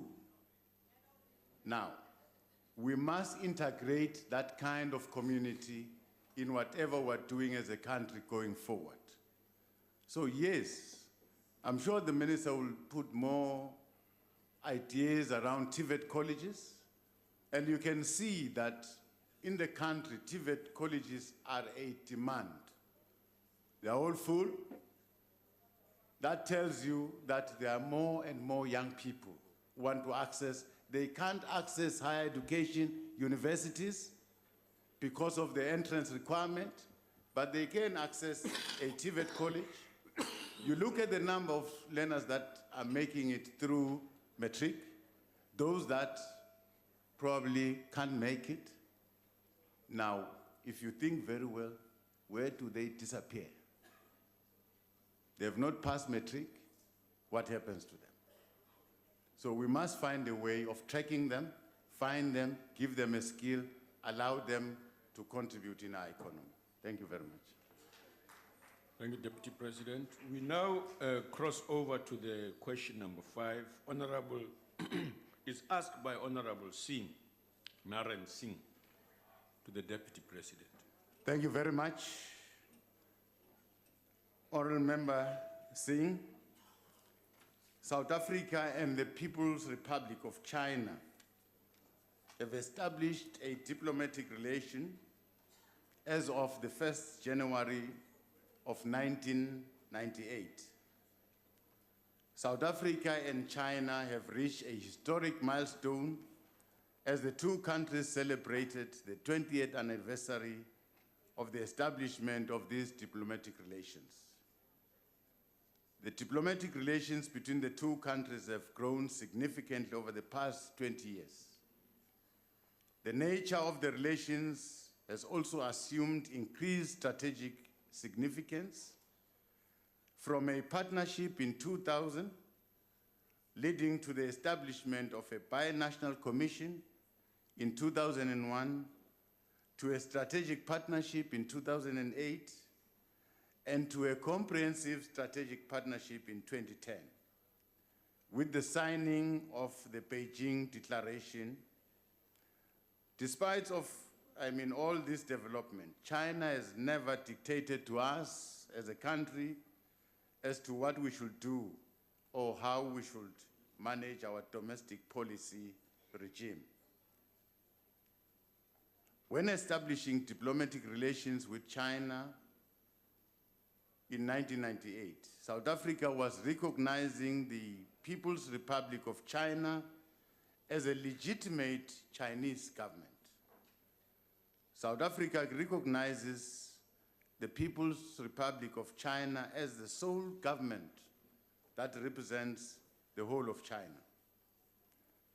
It is our stated position, both domestically and in multilateral forums, that South Africa identifies Tibet as part of the Republic of China.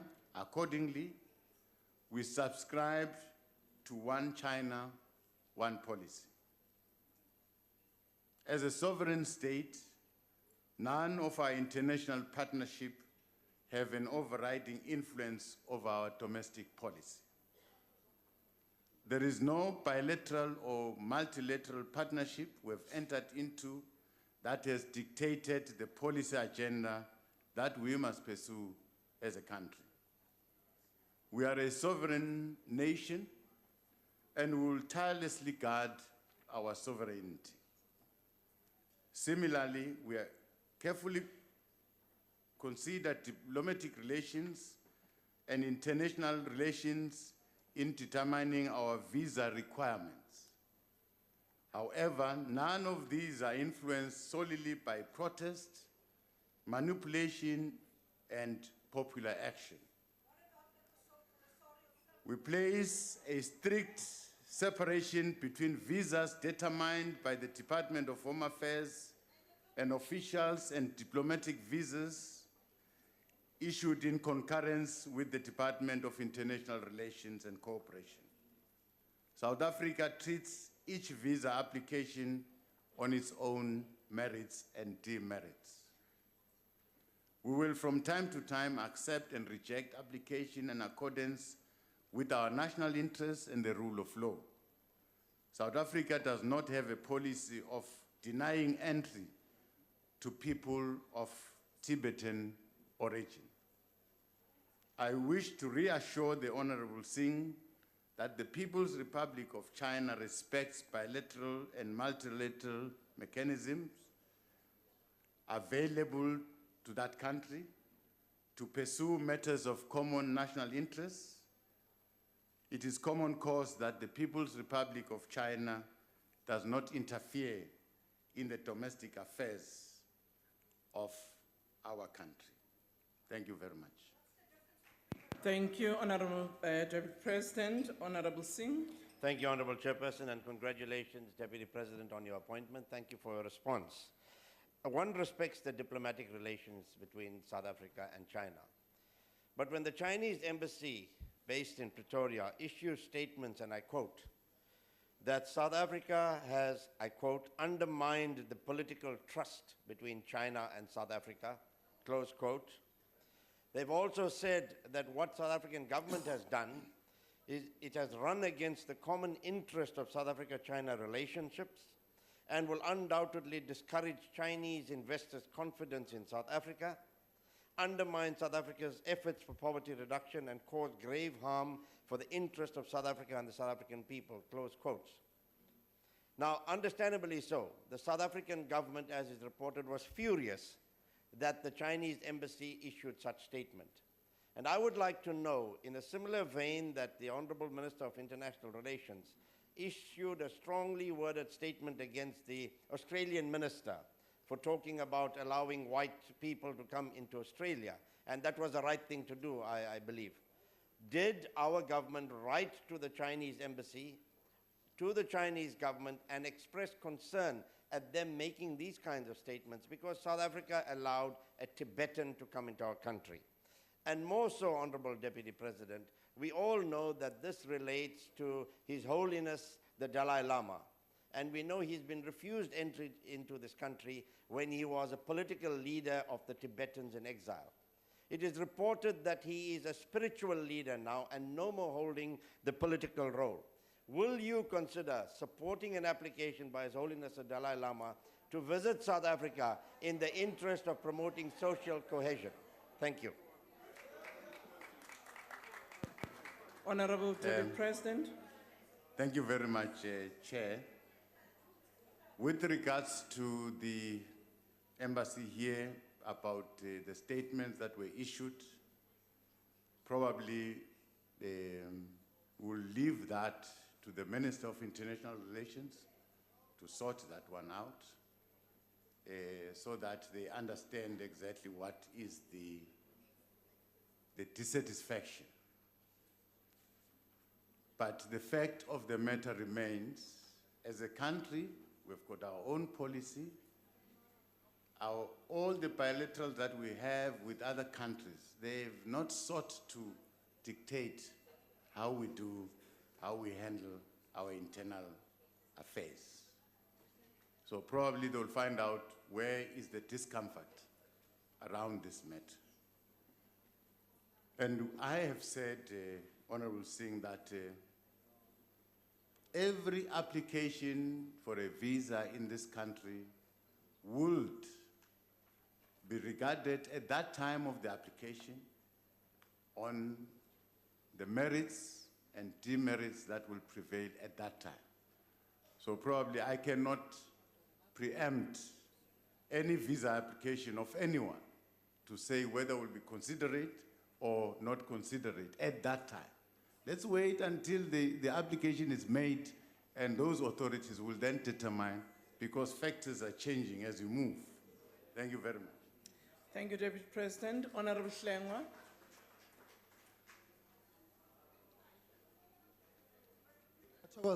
Honorable Deputy President, in the first question, you went to great detail speaking about human rights.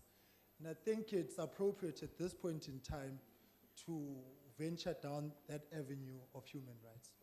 South Africans always stand on the side of those that are oppressed.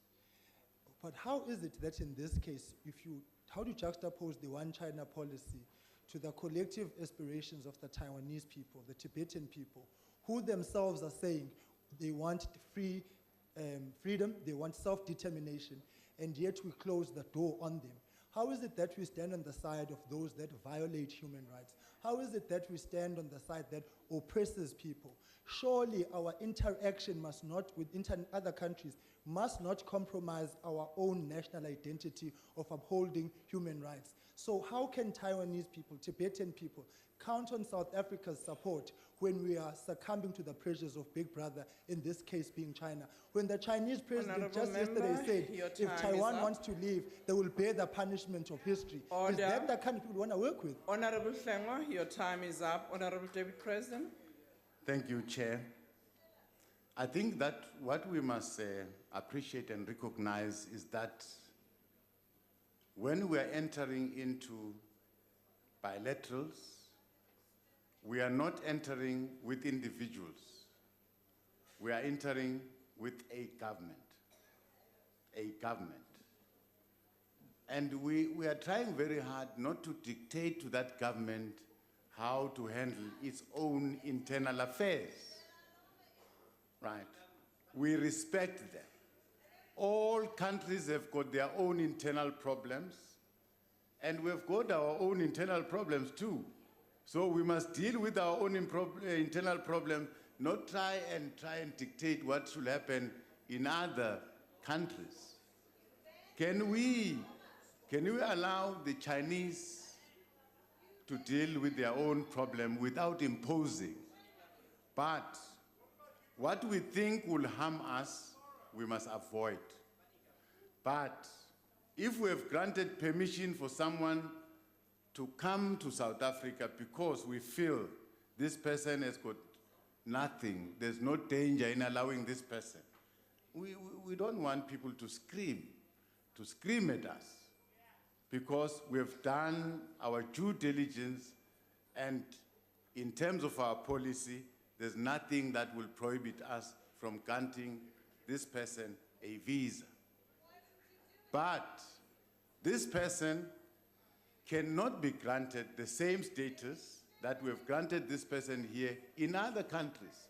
That is a sovereign matter that depends entirely on that country. So as countries, we must desist from this notion of trying to dictate to other countries what to do.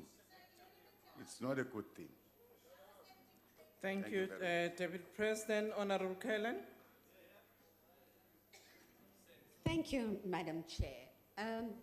Mr.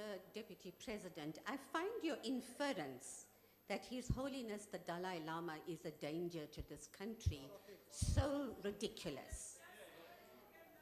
You've mentioned, and I've listened carefully to you, that you'd like to leave this matter of China's threat to discourage disinvestment in this country to the Minister of International Relations.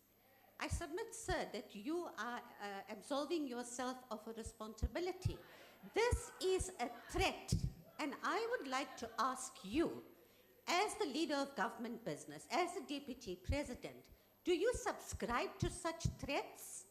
Is this another form of state capture where you absolve your duty and allow a country, another country, because of their potential value, material value, to dictate to the foreign policy of this country?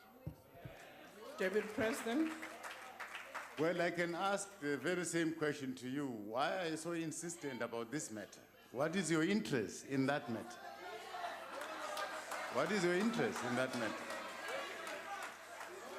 Order. May I respond? Honorable member. It's a matter of human rights. Plain Order. and simple. Honorable Kalyan, can we allow the Well, Deputy President to conclude his Let response? me answer my part. Order. Honorable members. Let me answer Order. my... The Deputy President was answering a question. And order. Honorable Stander, can you please be in order? Proceed, Deputy President. Well, let me answer my part. I'm not trying to absolve myself from anything. Standing here, I'm representing a country. I'm not representing myself. And I can't put my view, I'll put the view of a government of these people. Therefore, if I go and talk to other countries, I'll talk to them in my capacity as Deputy President of the Republic. And I represent the people of this country. Therefore, I'll be less inclined to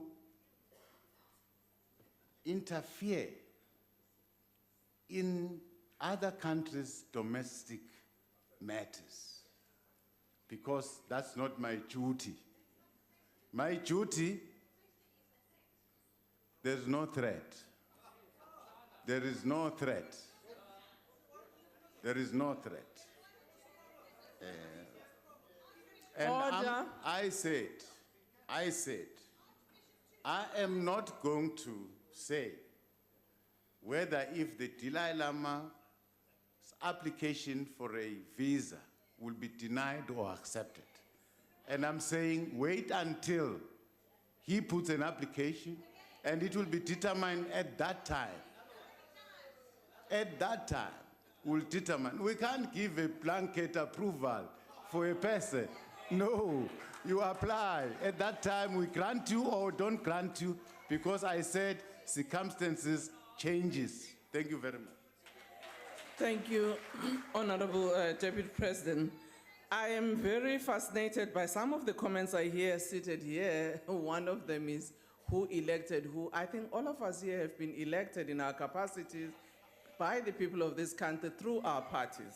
And I think that closes the matter for those who were asking the questions that I had. Honorable Ketabashe.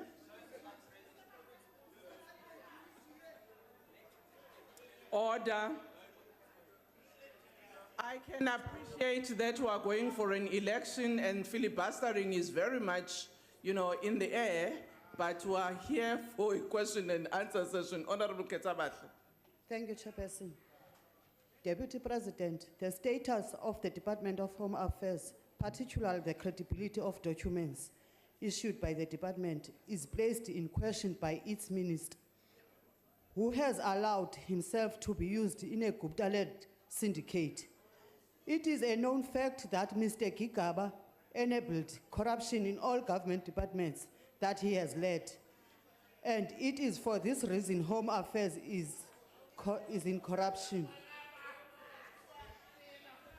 House Chair. What is the question? House Chair, point of order. Order, Honorable Member. What's the point of order? I'm not even able to wait. The point of order, Chair, is that the honorable member is casting aspersions on the good person of the member of this house, and that he may go ahead and do it, but through a substantive motion. Otherwise, I suggest that she be not allowed. Thank you.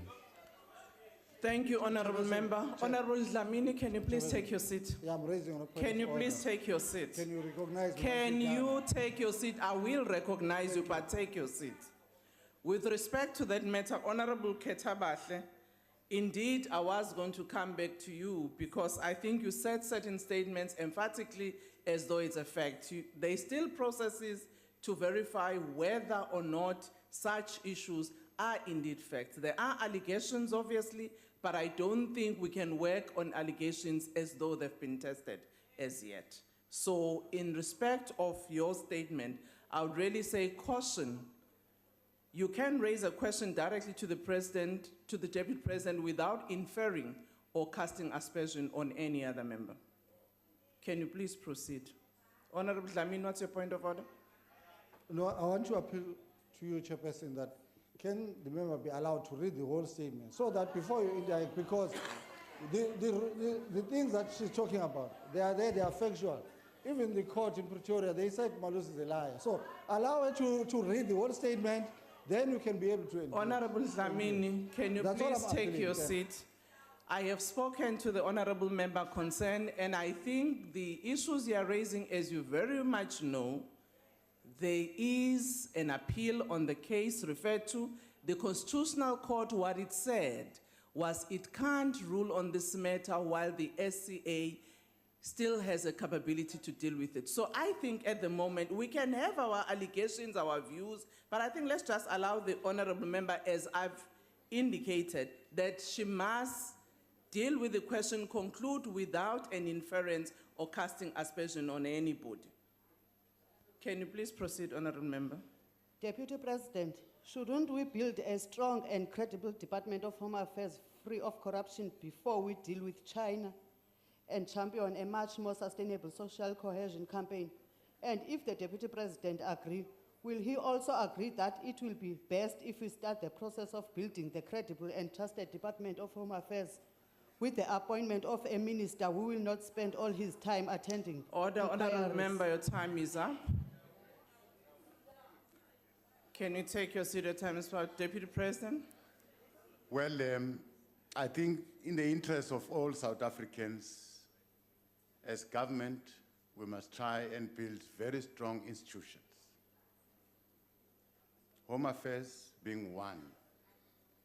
All our institutions must be strong, and the public that we seek to serve must feel that these institutions are serving us.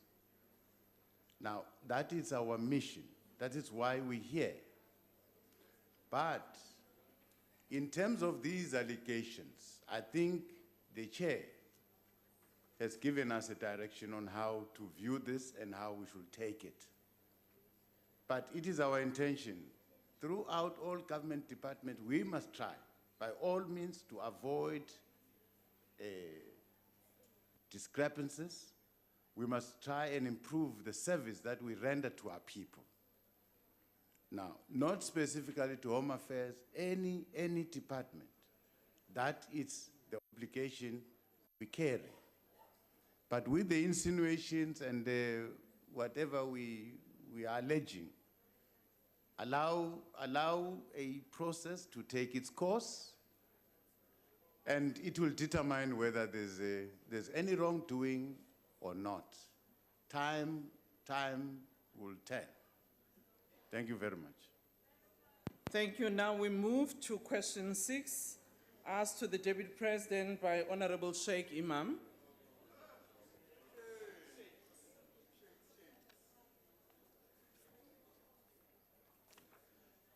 Thank you very much. Honorable Member Sheikh, poverty and unemployment are a daily lived experience of the poor in our country.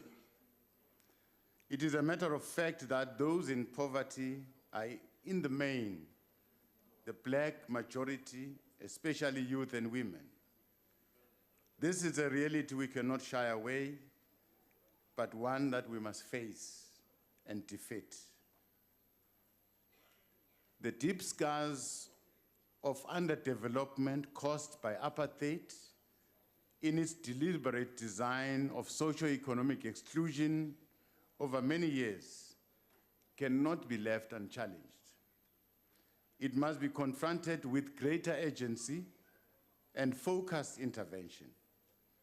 Whereas we have made progress in fighting poverty and mitigating its devastating effect on our people through social security interventions, The reality is that the throngs of our youth remain on the margins of the economy as a result of high unemployment rate.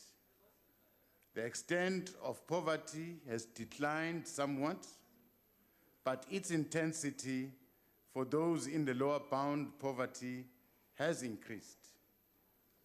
This, to our country, is a ticking time bomb that we have to confront and tackle with the utmost urgency.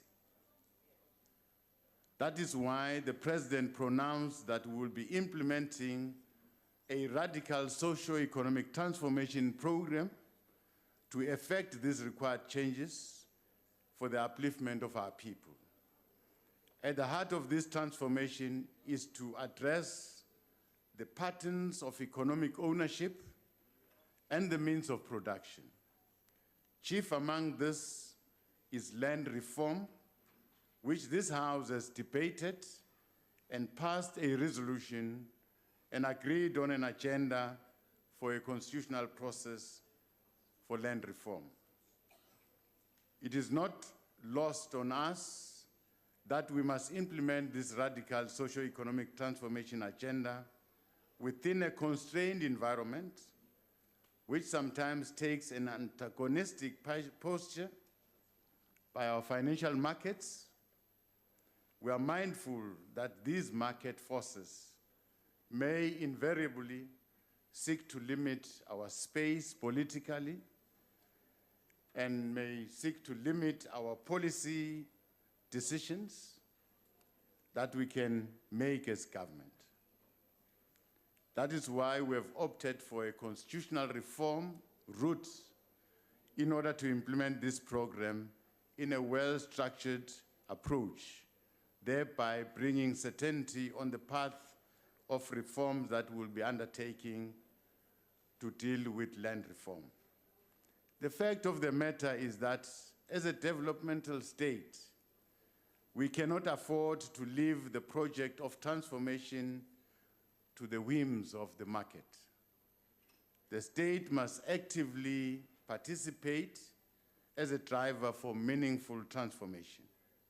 In this way, we can address the legacies of the past that created a thriving population in one hand while condemning the majority to the margins of economic activity.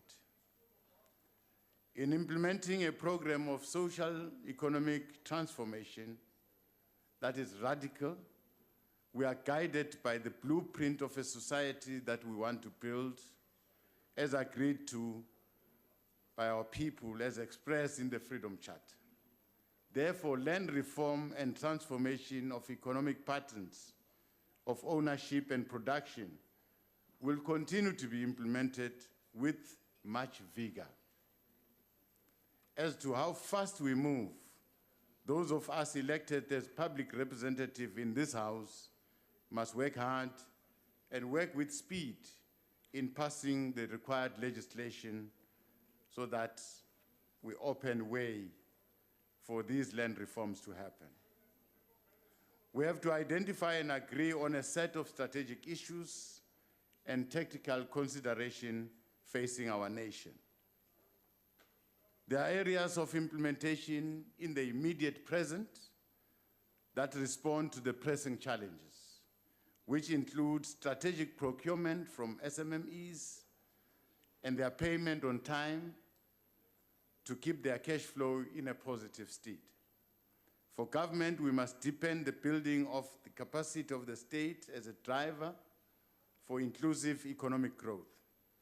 We remain convinced that the state has a fundamental role in the economy through affirmative action aimed at inclusive economic participation to address deep socio-economic disparities and inequalities that is confronting our nation.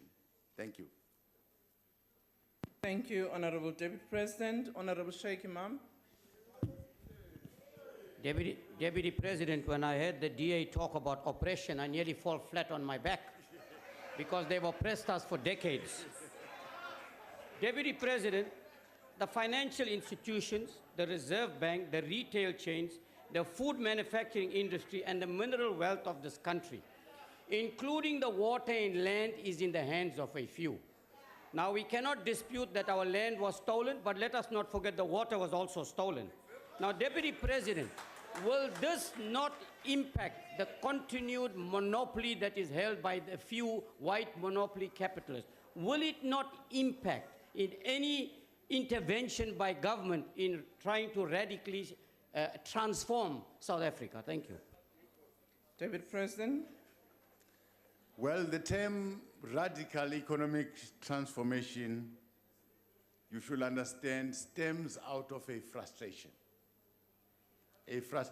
that the majority of our people don't see progress.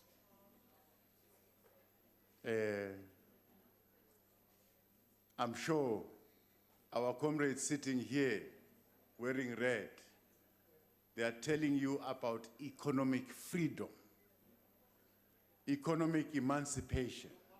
This is the stress that our people are facing. That means we can no longer avoid these questions that are confronting us. We can no longer. If we want to survive as a nation, we can no longer protect the status quo. Land must be given back to the rightful owners.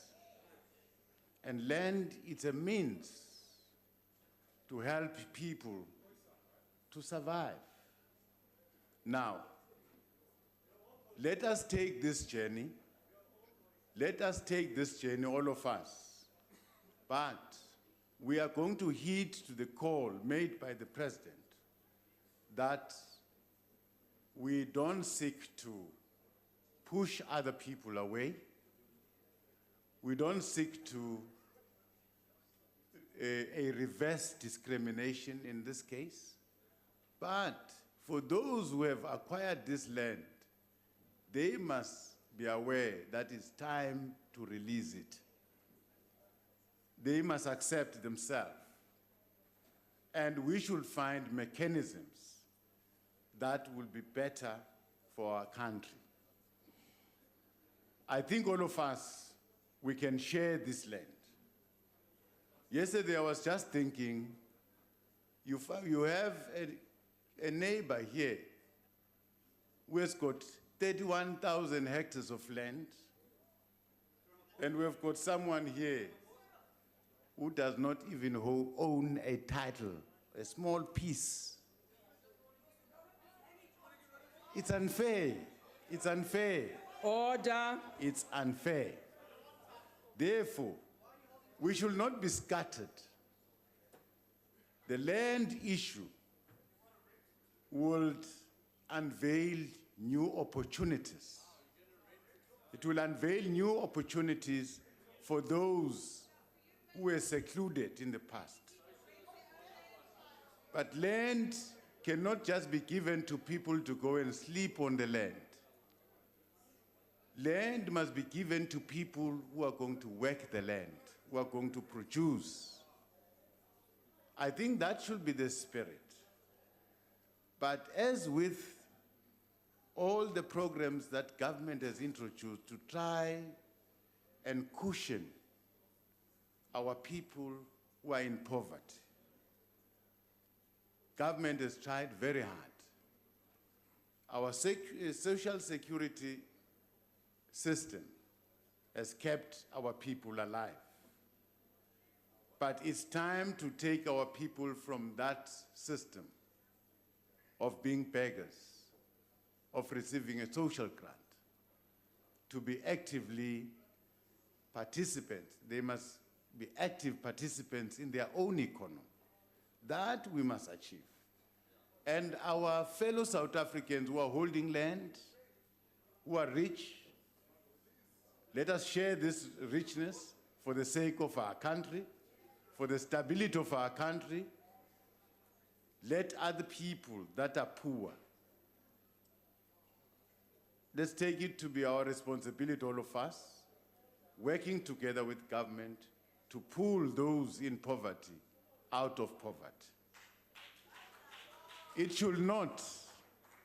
I think we must move away from casting aspersions all the time to say, no, white people stole our land, white people stole our land. Some were not part.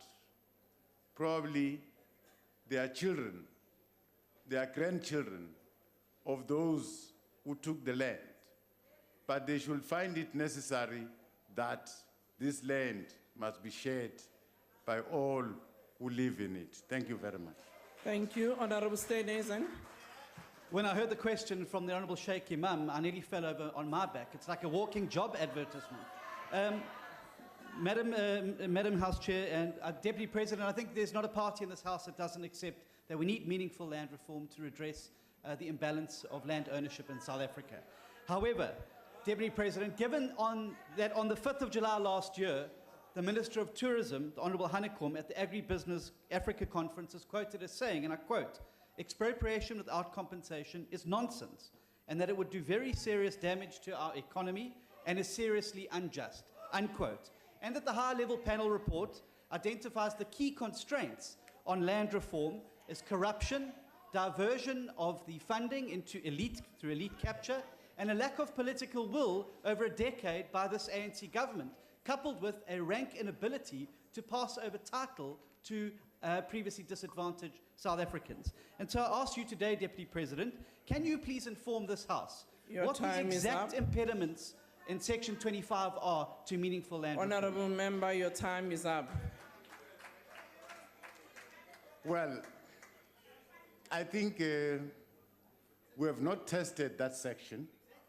We have not tested, but I'm happy about what the House has done to pass a resolution.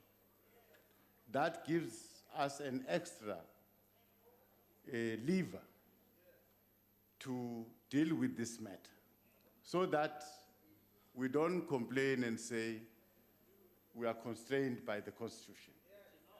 So, but all of us sitting here, we have got different definitions and different understanding, different views. You will have realized in the 54th conference of the ANC that not all delegates were agreeing to expropriation of land without compensation. But finally, a view prevailed over everything.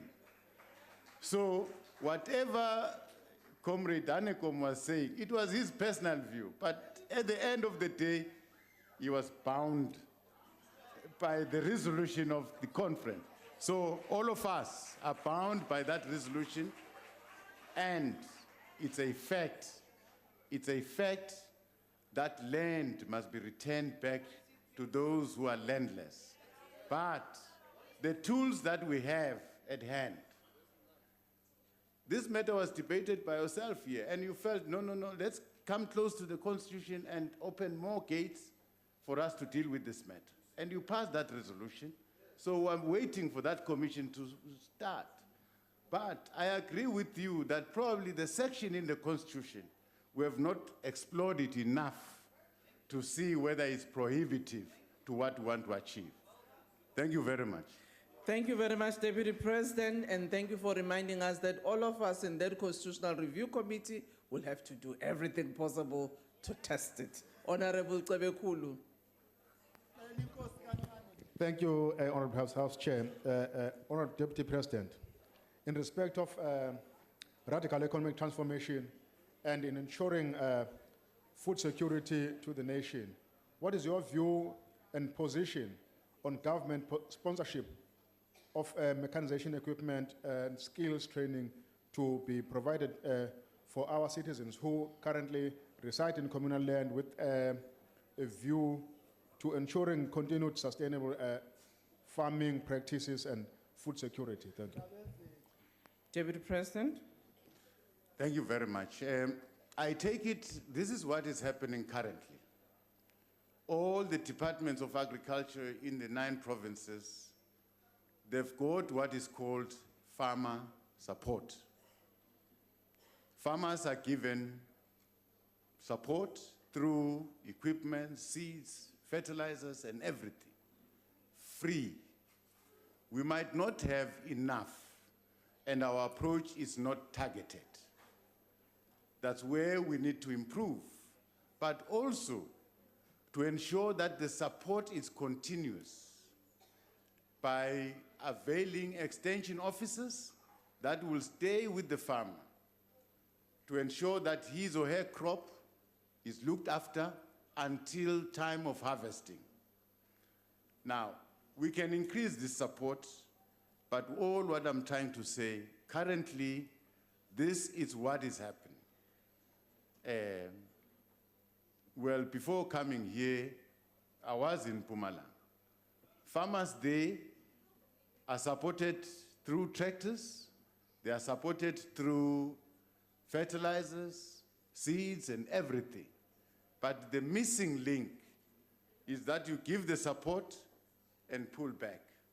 You must give the support and continuously move with the farmer, support the farmer, educate the farmer, and then in that way, our interventions are going to be sustainable.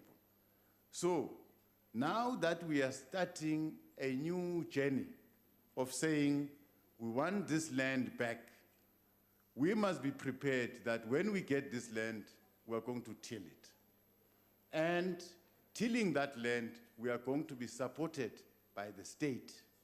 Because as a country, we must have food, we must eat, and the surplus that we're going to produce, we're going to export it in order to get more and more income. Get our farmers to be commercial.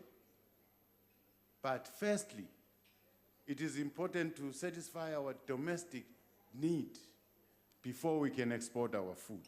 Thank you very much. Thank you, Honorable Filtane.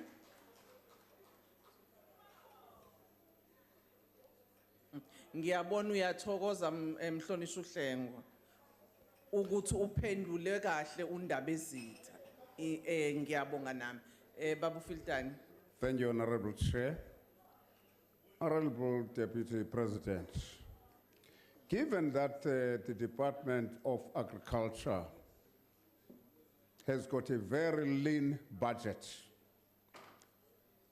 and given the fact that, therefore, its support to farmers can only be equivalent to what one would call isolated showers, what steps is government going to take to meet the desired timeframes, especially with regard to productive use of the land?